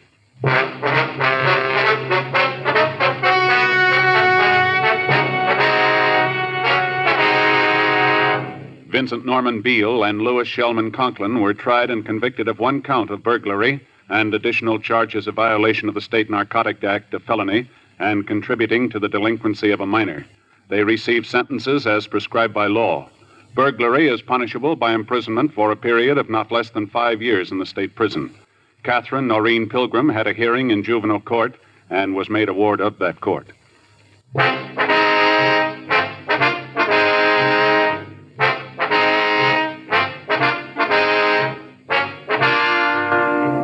You have just heard Dragnet, a series of authentic cases from official files. Technical advice comes from the Office of Chief of Police W.H. Parker, Los Angeles Police Department. Technical advisors, Captain Jack Donahoe, Sergeant Marty Wynn, Sergeant Vance Brasher. Heard tonight were Ben Alexander, Joyce McCluskey, Harry Bartell, Carolyn Jones. Script by John Robinson. Music by Walter Schumann. Hal Gibney speaking. Watch an entirely different Dragnet case history each week on your local NBC television station. Please check your newspapers for the day and time. Chesterfield has brought you Dragnet, transcribed from Los Angeles. Filter cigarette smokers, here is headline news. Nationwide demand for L&M filters drops price. Now you save up to 4 cents a pack, 40 cents a carton. Now everyone can afford America's highest quality and best filter tip cigarette. Remember, only L&M's have the miracle filter tip containing alpha cellulose. You get much more flavor, much less nicotine. Buy L&M filters, the distinctive monogram cigarette at the new low price. L&M filters.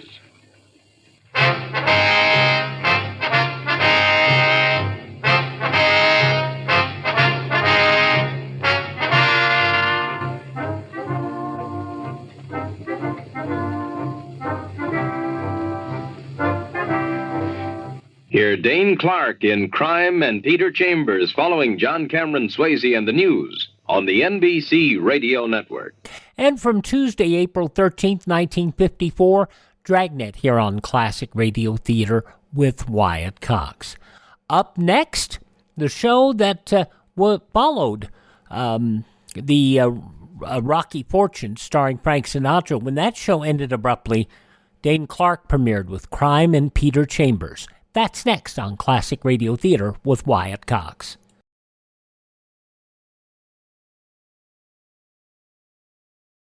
Should an enemy attack the United States, radioactive fallout would be a major threat, whether you live in a big town or a small one. So know how to protect yourself against it, like this family. Come on, honey, to the shelter. Will we be safe against radioactive fallout? Sure, I followed civil defense plans. Put 3 feet of earth over it. Hey, come on, Dad, Mom. I've got the Conrad station tuned in on the battery radio. Sis is checking the food and water supply. Might have to last us 2 weeks, son. It will. Janie and I saw to that. Wise family. And a safe one. An underground shelter is your best defense against fallout. A basement refuge is good, too. Make one by placing sandbags, magazines, bedding, any dense material around and over a shelter area in your basement. The basement itself provides some protection. An ordinary house would probably cut the radiation in half if you stay on the first floor near the center of the house. So be prepared. Know how to protect yourself against radioactive fallout. Visit our webpage at classicradio.stream, where you can stream our shows, learn about building a classic radio collection of your own. You can find our social media links there, and you can also buy me a coffee to help support the program. That's at classicradio.stream. Now, Crime and Peter Chambers, starring Dane Clark from 70 years ago, April 13th, 1954, the story of Charles Avon, the druggist.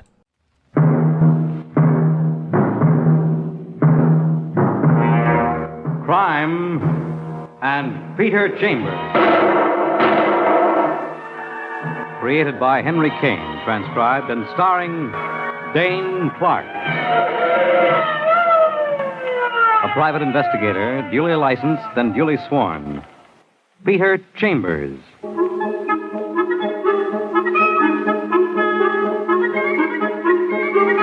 You're a private eye. That's your business. Anything else? That's for laughs. The guy on the customer's end of your office desk? No laughs here. This one is strictly business. He's a round little man, balding on top, pudgy in the middle. He's got eyes like a vulture and a cranky voice. Mr. Chambers, you've been highly recommended to me. You're supposed to be number one in your racket. He chuckles with a phony heartiness, and the eyes crinkle up, vulture's eyes, with an extra set of bags under them. The upper set are dark, bulbous circles from lack of sleep. The lower set are worry bags, purple and network with wrinkles. I'm out on a writ of habeas corpus, Mr. Chambers. Yeah, and on a murder rap. They haven't got a thing on just me. Just a minute, pal. Let's get some of our facts ironed out. Your name is Charles Avon. Uh-huh. You're a druggist here in New York. Right. You're married, and you've got no kids. Correct. Wife's name is Nancy. Lives 1688 Gramercy Park North. All right, now let's get to the meaty part. You're accused of the murder of one Alan Lewis. Yeah. Used to be a clerk in your drugstore. That's right. Police claim you killed him Monday, which is yesterday evening at his Park Avenue Park Avenue. Yeah, so they claim. Oh. Did you kill him, Mr. Avon? Absolutely not. And my job? Is to find out who did kill him, so that I don't have to carry that burden around, too. What's the other burden, Mr. Avon? Well, there are two sides to every question. In my business, I don't... All right, we'll skip that temporarily. Now, let's see. The cops hauled you in for the murder of your clerk. Ex-clerk. He hadn't been working for me for a year. Living off the fat of the land. Why'd they pick on you, Mr. Avon? Because I was supposed to be there last night at 8 o'clock. That's when it happened to him. And also, I'm supposed to have a motive for his murder. Well, did you have a motive? Well, if a guy's been blackmailing you for a year... Blackmail? What?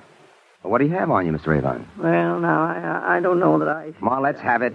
Well, narcotics. Narcotics? We had a deal going, sort of, with narcotics. The lawyer knows all about it. I want to know. Well, I was looking for easy money, and I'm doing all right. This Alan Lewis, he learns about it. He was working for me, you understand, and he started holding me up. And so last night, when he's murdered... I came there to talk with him, but he wasn't home. That's all. He wasn't home. Then last night, the police picked me up, and I don't even know what they're talking about. Who's your lawyer? Richard Evans. Dick Evans. Oh. You know him? Yeah, I know Dick. Mr. Chambers, now, you've got to help me out of this jam. Not the narcotics, pal. No, the murder. And it'll cost you 5,000 simoleons. That's fair enough. Cash on the barrelhead. I don't trust guys like you. Okay, but I don't have it on me. If you'll accompany me to the bank, why, I can't say I admire my choice of companion. You're an insulting Let's one, go, aren't you? Mr. Avon. We'll discuss it on the way.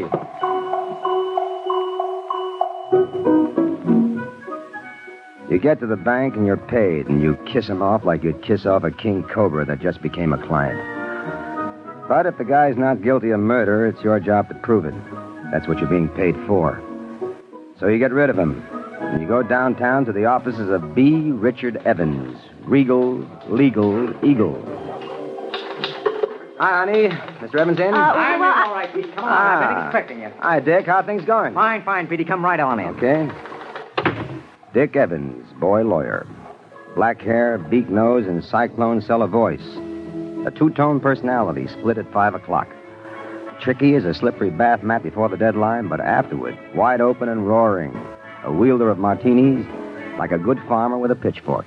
What brings you, Mr. Detective? Charles Avon, Dick. How easy was it getting him out on that writ? Easier than getting stepped on in the subway. Because why, Counselor? Because the prosecution doesn't have a thing on it. Well, they got motive. Motive isn't murder, Mr. Chambers. Well, how'd that guy get it, that Alan Lewis? 2 bullets. One ripped through his right shoulder, rather unimportant. The second one pasted in over his right eye. Very important. Prosecution got the gun? No, sir, they don't. All they got is motive, period. They gave him a 9-hour grilling, and all they could come up with was motive. Okay. Now, what about the other charge? What other charge? The narcotics. Well, I'm going to plead him guilty on that. He ought to get a light sentence because without Alan Lewis, they've hardly got a case. Well, here comes motive again for the death of Alan Lewis. Well, the police know all about that. How much good has it done them? By the way, how do they know? Who told them? Frankie Tokers. Frankie Tokers. Male or female? Female, but good and female. You're going to like that when you come to it. I like it already, just from looking at your face. Have another slice of motive, Mr. Chambers. This one's on Frankie. She was engaged to Alan Lewis. That's motive? Not yet, it's not, but this is. She's the beneficiary on his insurance policy for $30,000. Plus, she's the one who informed the police that the Lewis boy was putting the touch on Avon for the blackmail. Well, how'd she know? Her boyfriend confided in her. Oh. Well, how'd she stand suspect-wise? Oh, she's got an alibi, don't they all? Frankie Tokers. A very gorgeous number. Sings at the Rumpus Room with an equally gorgeous blonde partner with whom you will kindly have no truck. Why? Because that one is sort of reserved for me. Do you have this Frankie Toker's phone number, Dick? Got it written down somewhere. Name, address, and phone number. Here you are. Thanks. Mary. Yeah. Cute little trick. That's Frankie. 6.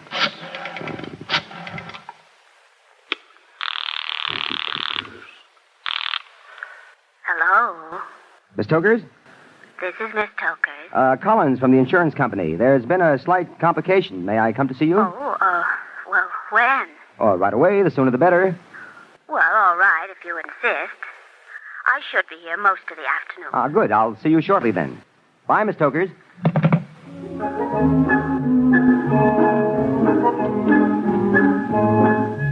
So you leave the lawyer and you go visit the lady.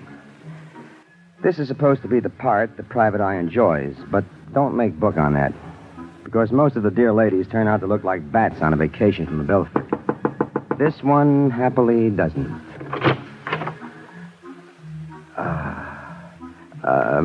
Miss Tokers? Yes, I'm Miss Tokers. Mr. Collins from the insurance company. Oh, yes. Please come in. Frankie Tokers. She's wearing a hostess gown, a metallic number in gold. Imagine that wrapped around a dream-bunched figure. Frankie Tokers. Tall, with an oval face and wide, dark eyes that glint like brandy bottles under bar lights. You don't fool around with a kid like that. Mr. Collins? I'm sorry. My name's not Collins, Miss Tokers, and I'm not from the insurance company. My name's Chambers, Peter Chambers. I'm a private detective. And they tell me that you're on a spot. Get out. Now, just a minute. Get out, I tell you. Look, lady, I think you've got me pegged wrong. Please, oh, please. You explain the situation, and tears come up in the blackberry brandy eyes. Naturally, you put your arm around her, and just as naturally, she puts her head on your shoulder. A sobbing brunette close in the arms of the private detective. There you have the classic situation. But you've been paid $5,000 to find out who killed Cock Robin, so reluctantly you break it up. No. I know how you feel, Miss Tokers. You love the guy, but he's dead. Not true. Huh? I hated him. But you were engaged to be married, weren't you? That was going to end when I found out what he was really like.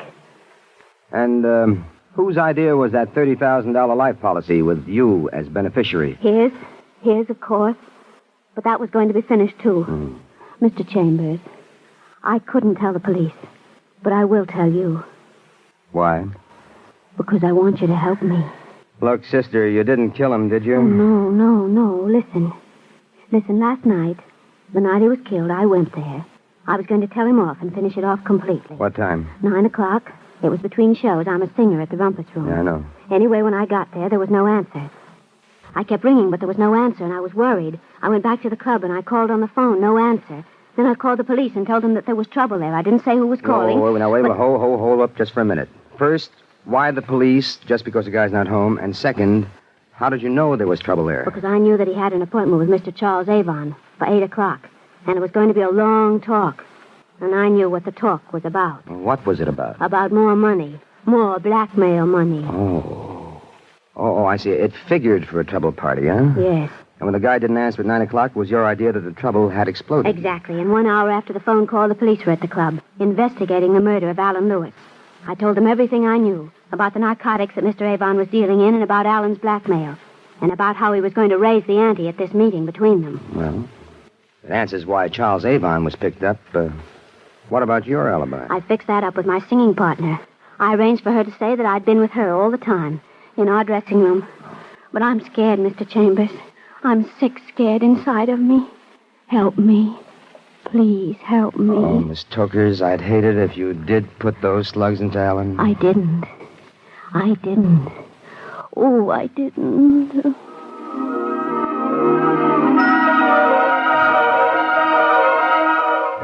She's asking for it. And you answer. You take her face in your hands, put your lips on hers, and you leave them there. With excellent results. But then you quit. You crash out of there, and you're heading for police headquarters. But you detour for Charles Avon's drugstore. Good to see you again, Mr. Chambers. Hi, I was thinking I might want to drop into your home tonight. Would you be there perhaps later on? No, but my wife will. Oh, you don't know her. Oh, she's here right now. I'd very much like to have you meet her. Nancy? Yes? Yeah, my dear, Peter Chambers, the gentleman I told you about. My wife, Nancy Avon. She's a small blonde, too young and too pretty for Charlie boy. She's wearing gold-rimmed black lens goggles and you can't see her eyes. She's smooth-skinned and good-looking, but jumpy, nervous as a lion tamer who's lost his whip. Did you wish to speak to me, Mr. Chambers? Very much, but I don't have the time now. May I speak with you later? Of course, but I'm leaving for home now. Well, may I call you there? Well, it's a little upset. It's Maid's day off, but if you wish... I wish. See you later. Bye, Mr. and Mrs. Avon.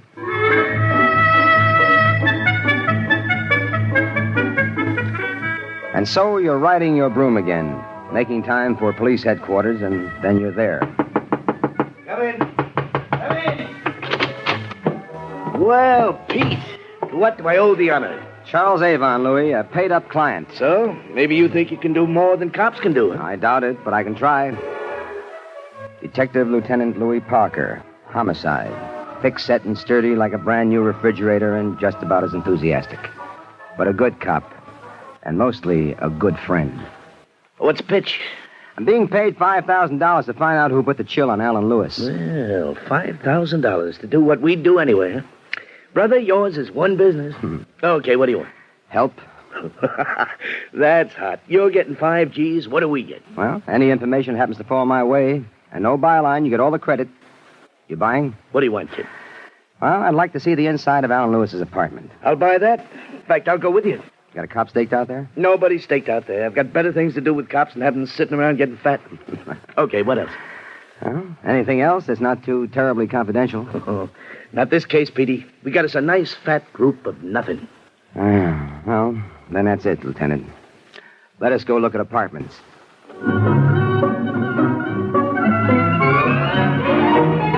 Alan Lewis's joint turns out to be the usual bachelor's flat fitted out to please the ladies. Parker snoozes in the bedroom while you poke around like a critical matron seeking dust in the upholstery. In the library, a book sticks out like a sore thumb on a working pickpocket. You pull it out, and an envelope drifts to the floor. You pick that up and examine it. It's slid on top, and it contains a letter. It's addressed to Mrs. Nancy Avon, 1688 Gramercy Park, North, New York City. You don't stop to read the letter. You stick it in your pocket, and you're ready to leave. Then Parker comes into the room yawning. You finished, Sherlock? All done. Let's get out of here. Oh, by the way, I assume you guys gave this place a going-over. Yeah, most of last night. Been through this apartment with a fine-tooth comb. Yeah, a fine-tooth comb. Hey, is that a crack? No crack intended, Lieutenant. Leave us leave. Yeah, leave us.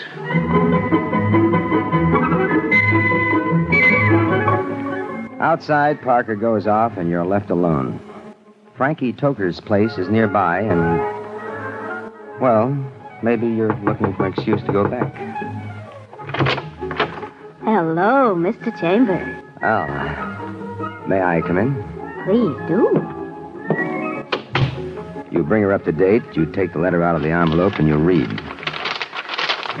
Dear Nancy, finished is finished. Now you've got it in writing. I don't see the sense, but if you insist, you can come over Monday at 7:30.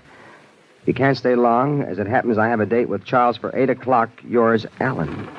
The date matches. Monday, yesterday. The night he was killed. That letter puts her right in the middle, doesn't it? Say, did you know anything about these two, Nancy Avon and Alan Lewis? She was sweet on him, and he encouraged her. Oh? Charlie Avon didn't even know it was cooking, but she was planning to divorce him.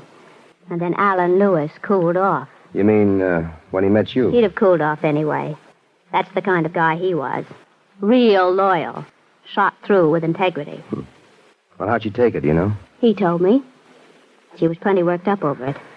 Okay, Miss Tokers. Frankie. Mm-hmm. Well, you cross your fingers, and if I'm lucky, you're out of a jam. Oh, I'd appreciate that. Would I appreciate that?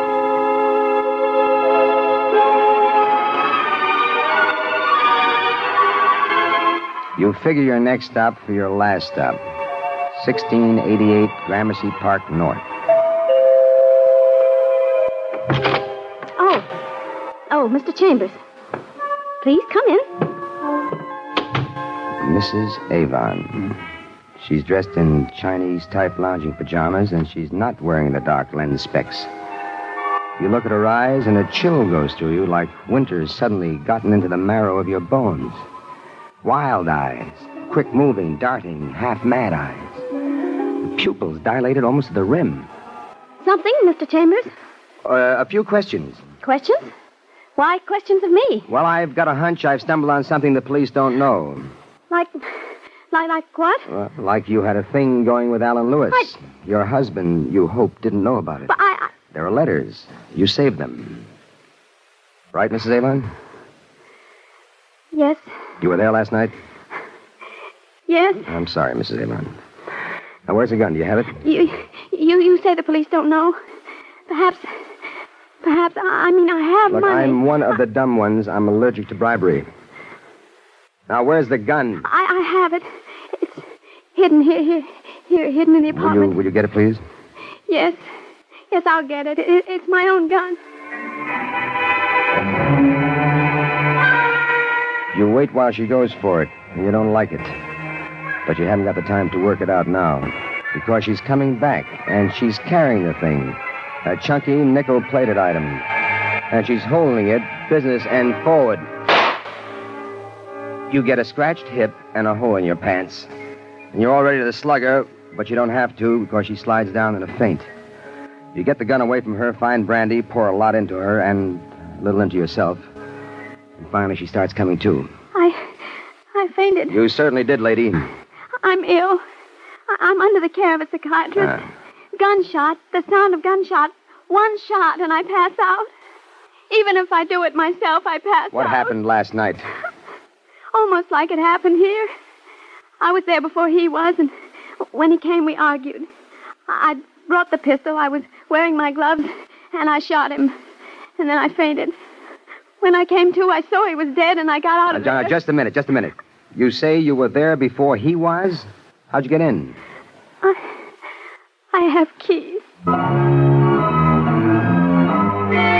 You get her to an easy chair, and you call down to Parker at headquarters. You put in a request for a lot of the law. And also for Mr. Charles Avon. Pretty soon, the place is crawling with cops, and you point a finger, and to Lieutenant Parker you say, I give you a murderer, Lieutenant. Oh, but you've got it wrong. You're mistaken. No mistake. It's just where my finger's pointing. I give you, Lieutenant, Mr. Charles Avon. This guy's nuts. A lot of things he is. Nuts he ain't. Go on, No. Pete. Here's a guy who comes in and hires me for $5,000 for something the New York City police can do much better and for nothing. You're stealing my lines, chump. But the guy's not crazy. He's got a purpose. He's wait. also got a large contempt for the thoroughness of the police, which I haven't. Start making sense, Petey boy. Read this.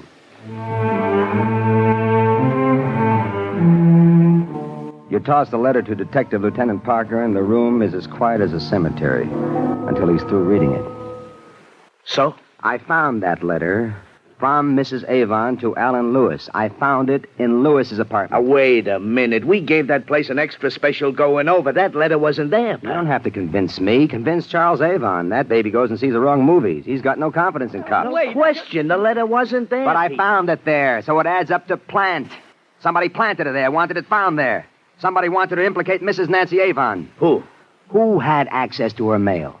Huh? friend husband, that's who. No. Why do you think he hired me? So I could bumble around and find a few things he wanted me to find. Like frustrated love, like that letter, like maybe a confession from Mrs. Avon, which I got. She confessed? Doesn't mean a thing. Let me do it chronologically, will you, Do Pete? it any way you like, pal. Nancy Avon goes there at 7:30 to keep her date. Yeah. She brings her gun because the young guy's giving her the air. She waits for him. He comes. They argue. She shoots him, and she faints. One shot. But the guy had 2 bullet holes in it. Correct. But here's how he got the second.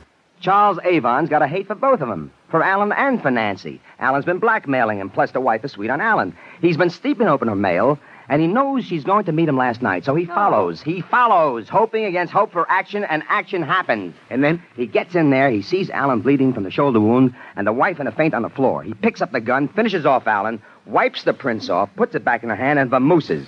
She comes to, sees the dead Alan, and she gets out convinced that she killed him. And then we pick up Charlie on the strength of Miss Toker's story, but the lawyer gets him sprung on a writ. Right. So this morning, he goes to Lewis's apartment, and he sticks that letter where it can't be missed. No, I... Real contempt he has for the efficiency of cops, hasn't he?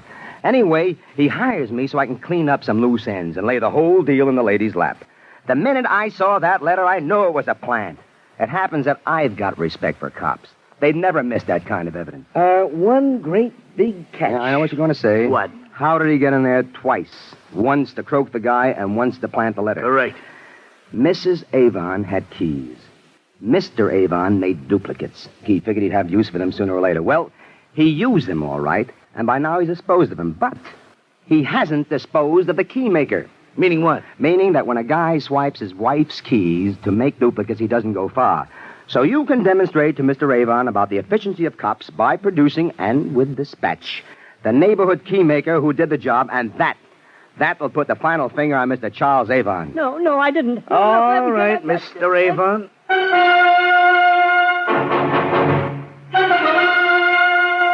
That does it. Charles Avon goes white and topples, and when he gets up, the manacles are around his wrist, and he's babbling his brains out. Lawyer or no lawyer, this time he's going to get locked away for good. Nice work. Grade A job, Petey. Congratulations. Well, now.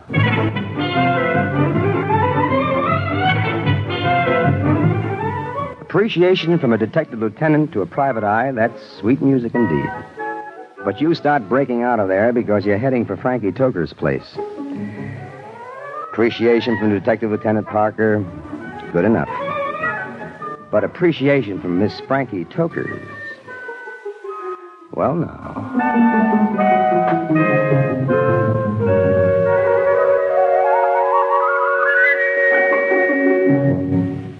And there you've had Crime and Peter Chambers.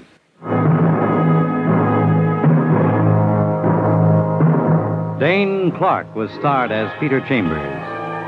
Crime and Peter Chambers, transcribed, was created and written by Henry Kane. Bill Zuckert was heard as Lieutenant Parker, with Leslie Woods, Edgar Staley, and Lawson Zerby. It was directed by Fred Way. This is Fred Collins, inviting you to tune in next week, same time, same station, for Dane Clark in Crime and Peter Chambers.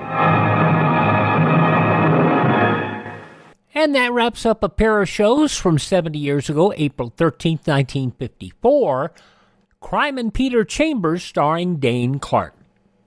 Up next on Classic Radio Theater with Wyatt Cox, after I remind you, comedies tomorrow with the Screen Directors Playhouse, and it happens every spring. Yes, that's a baseball story.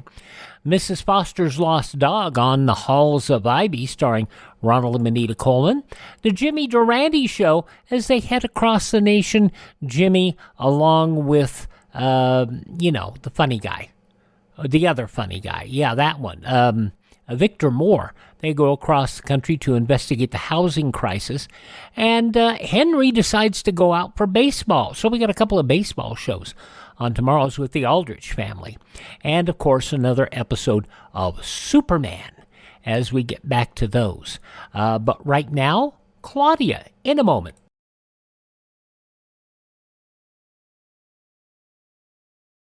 Should the United States ever be attacked, here's how it might happen. The place? A radar post on our distant early warning line. Frank, come here quick. I got some bogeys.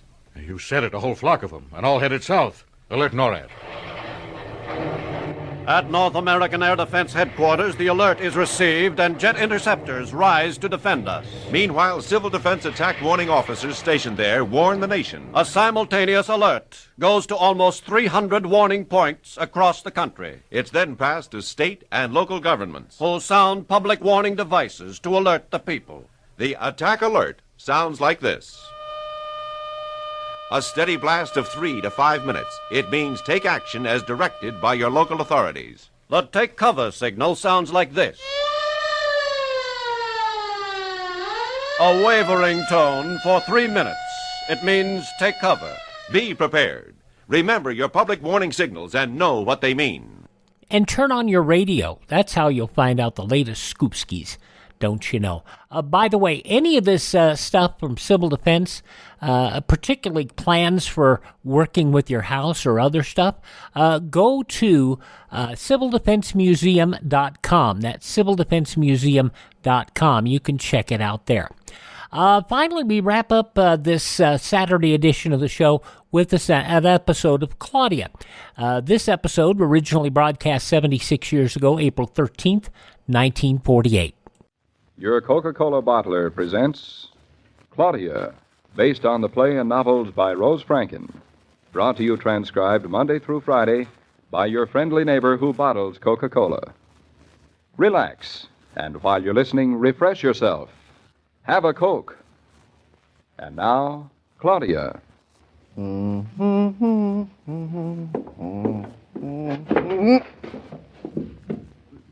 Loud beer. David, what happened? Is something wrong? What? I fell, that's what happened. Since they took the carpets out yesterday, this floor is less like a bedroom than it is like a skating rink. Did you hurt yourself? Are you all right? What were you doing out of bed anyway? David, are you hurt? Nothing that won't heal by itself. You'd better be careful when you get out of bed. If I never knew why people use carpets, I know now. What are you doing out of bed? I'm getting up. It's morning. Good morning, Mrs. Norton. Morning. We just went to bed. That bright yellow light you see seeping through the window. That's not the moon or a flashlight. That, madame, is the sun. It is morning. Must be very early. 6:30. 6:30? Mm-hmm. Good morning. Good night. Thought you were going to be a real farmhand. Oh.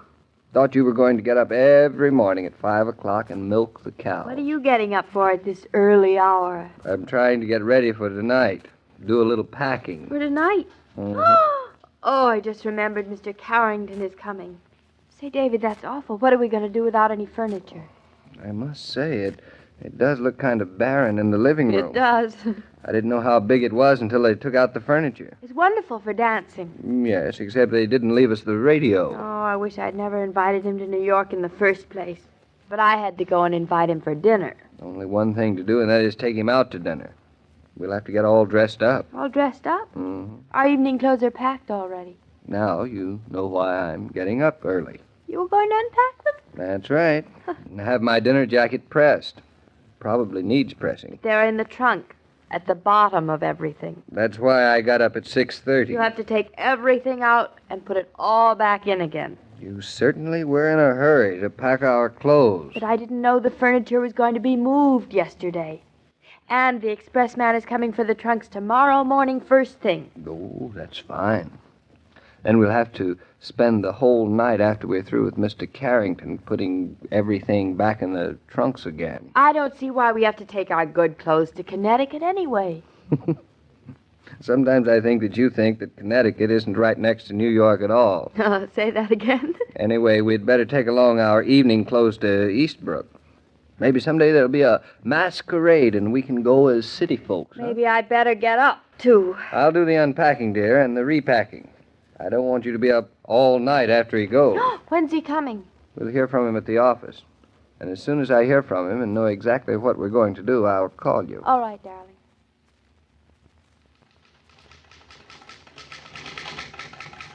Well, David, we should be hearing from Victor Carrington at Any moment. Well, I guess we should. We're very fortunate that Claudia asked him to come to New York that day. Invited him, I should say. No, I guess we are. Oh, indeed. He's undoubtedly looking forward to it as a pleasant change from the ordinary routine of his trips to New York.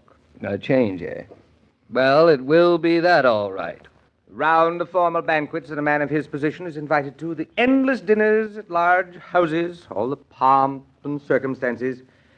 Yes, that must become very tiring. Eating standing up can become very tiring, too. Oh, yes. I must say the buffet dinners that people like to serve at formal parties, balancing your plate in one hand and your knife in the other. Better setting for a juggling act than a conversation.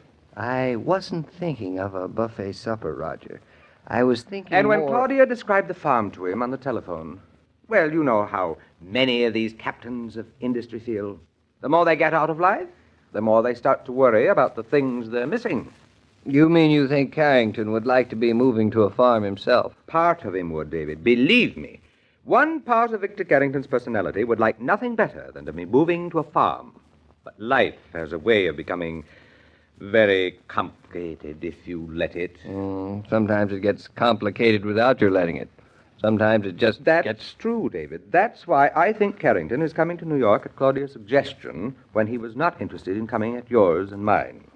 Then you think he expects to go to our house for dinner, huh? David, it wouldn't surprise me in the least if he were keeping his entire trip to New York a secret.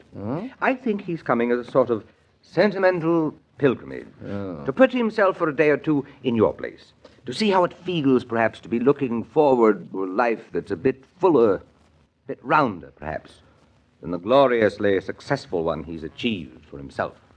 Roger, I sincerely hope that you're wrong. You see, Roger, we can't have Carrington to dinner tonight. You can't? No. But, David, why not? Our furniture. We haven't got any.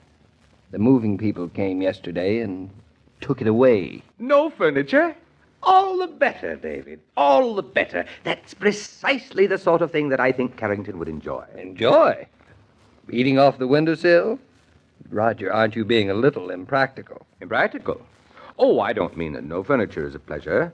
But you heard the way Claudia talked to him over the telephone the other day. I heard Claudia's end of the conversation. That's all one had to hear.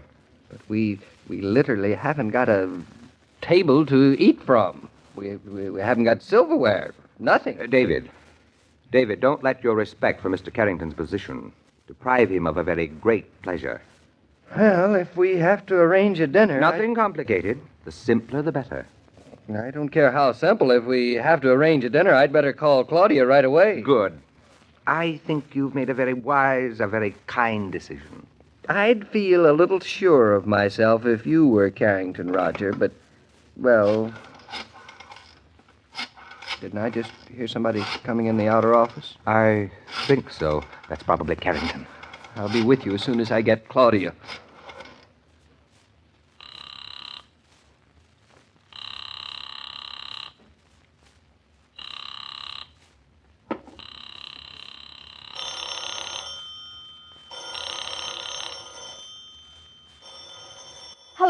Hello, David?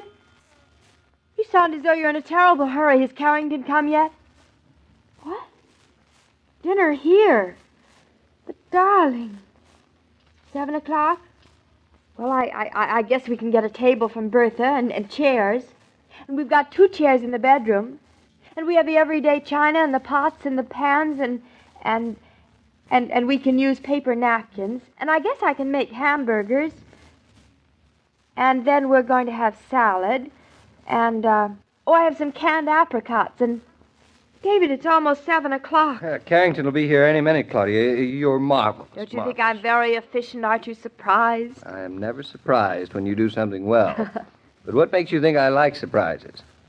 Darling, I hated to ask you to do this, but Roger made me feel that it was almost an act of charity. It's really better this way. Bertha helped, and she's going to cook dinner. And I packed away the evening clothes again, and everything looks wonderful. Doesn't it? Wonderful. It's as bare as the Yankee Stadium in February. I hope Mr. Carrington thinks so.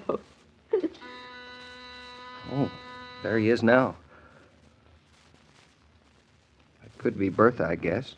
Maybe she had to go downstairs and get French's dinner ready. Well, Suppose you go everything's see who it ready, is. darling. Hello? Oh, hello, Mrs. Norton.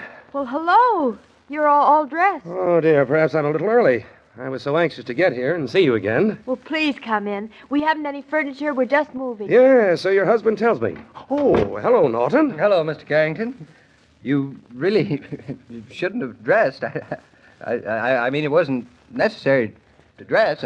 I'm a little early, I suppose. There's no great hurry. You know, you'll have plenty of time to dress while I talk to your wife. I haven't seen her in quite a while. But Mr. Carrington... These dinners never begin very promptly, either. We're going to a dinner? Good heavens, did I forget to tell you? Well, I guess you did. Well, I was so interested in what you and Mr. Killian were telling me today, it must have completely slipped my mind. At least I thought my secretary had told... Am I going to? Are you going? I should say so. Why, you're going to sit right beside me.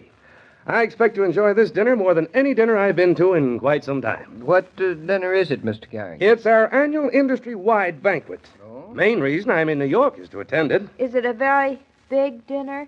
Very big and very important. Fine opportunity for your husband to meet some men with problems similar to mine. Next year, I think our freight terminal will be the sensation of the banquet.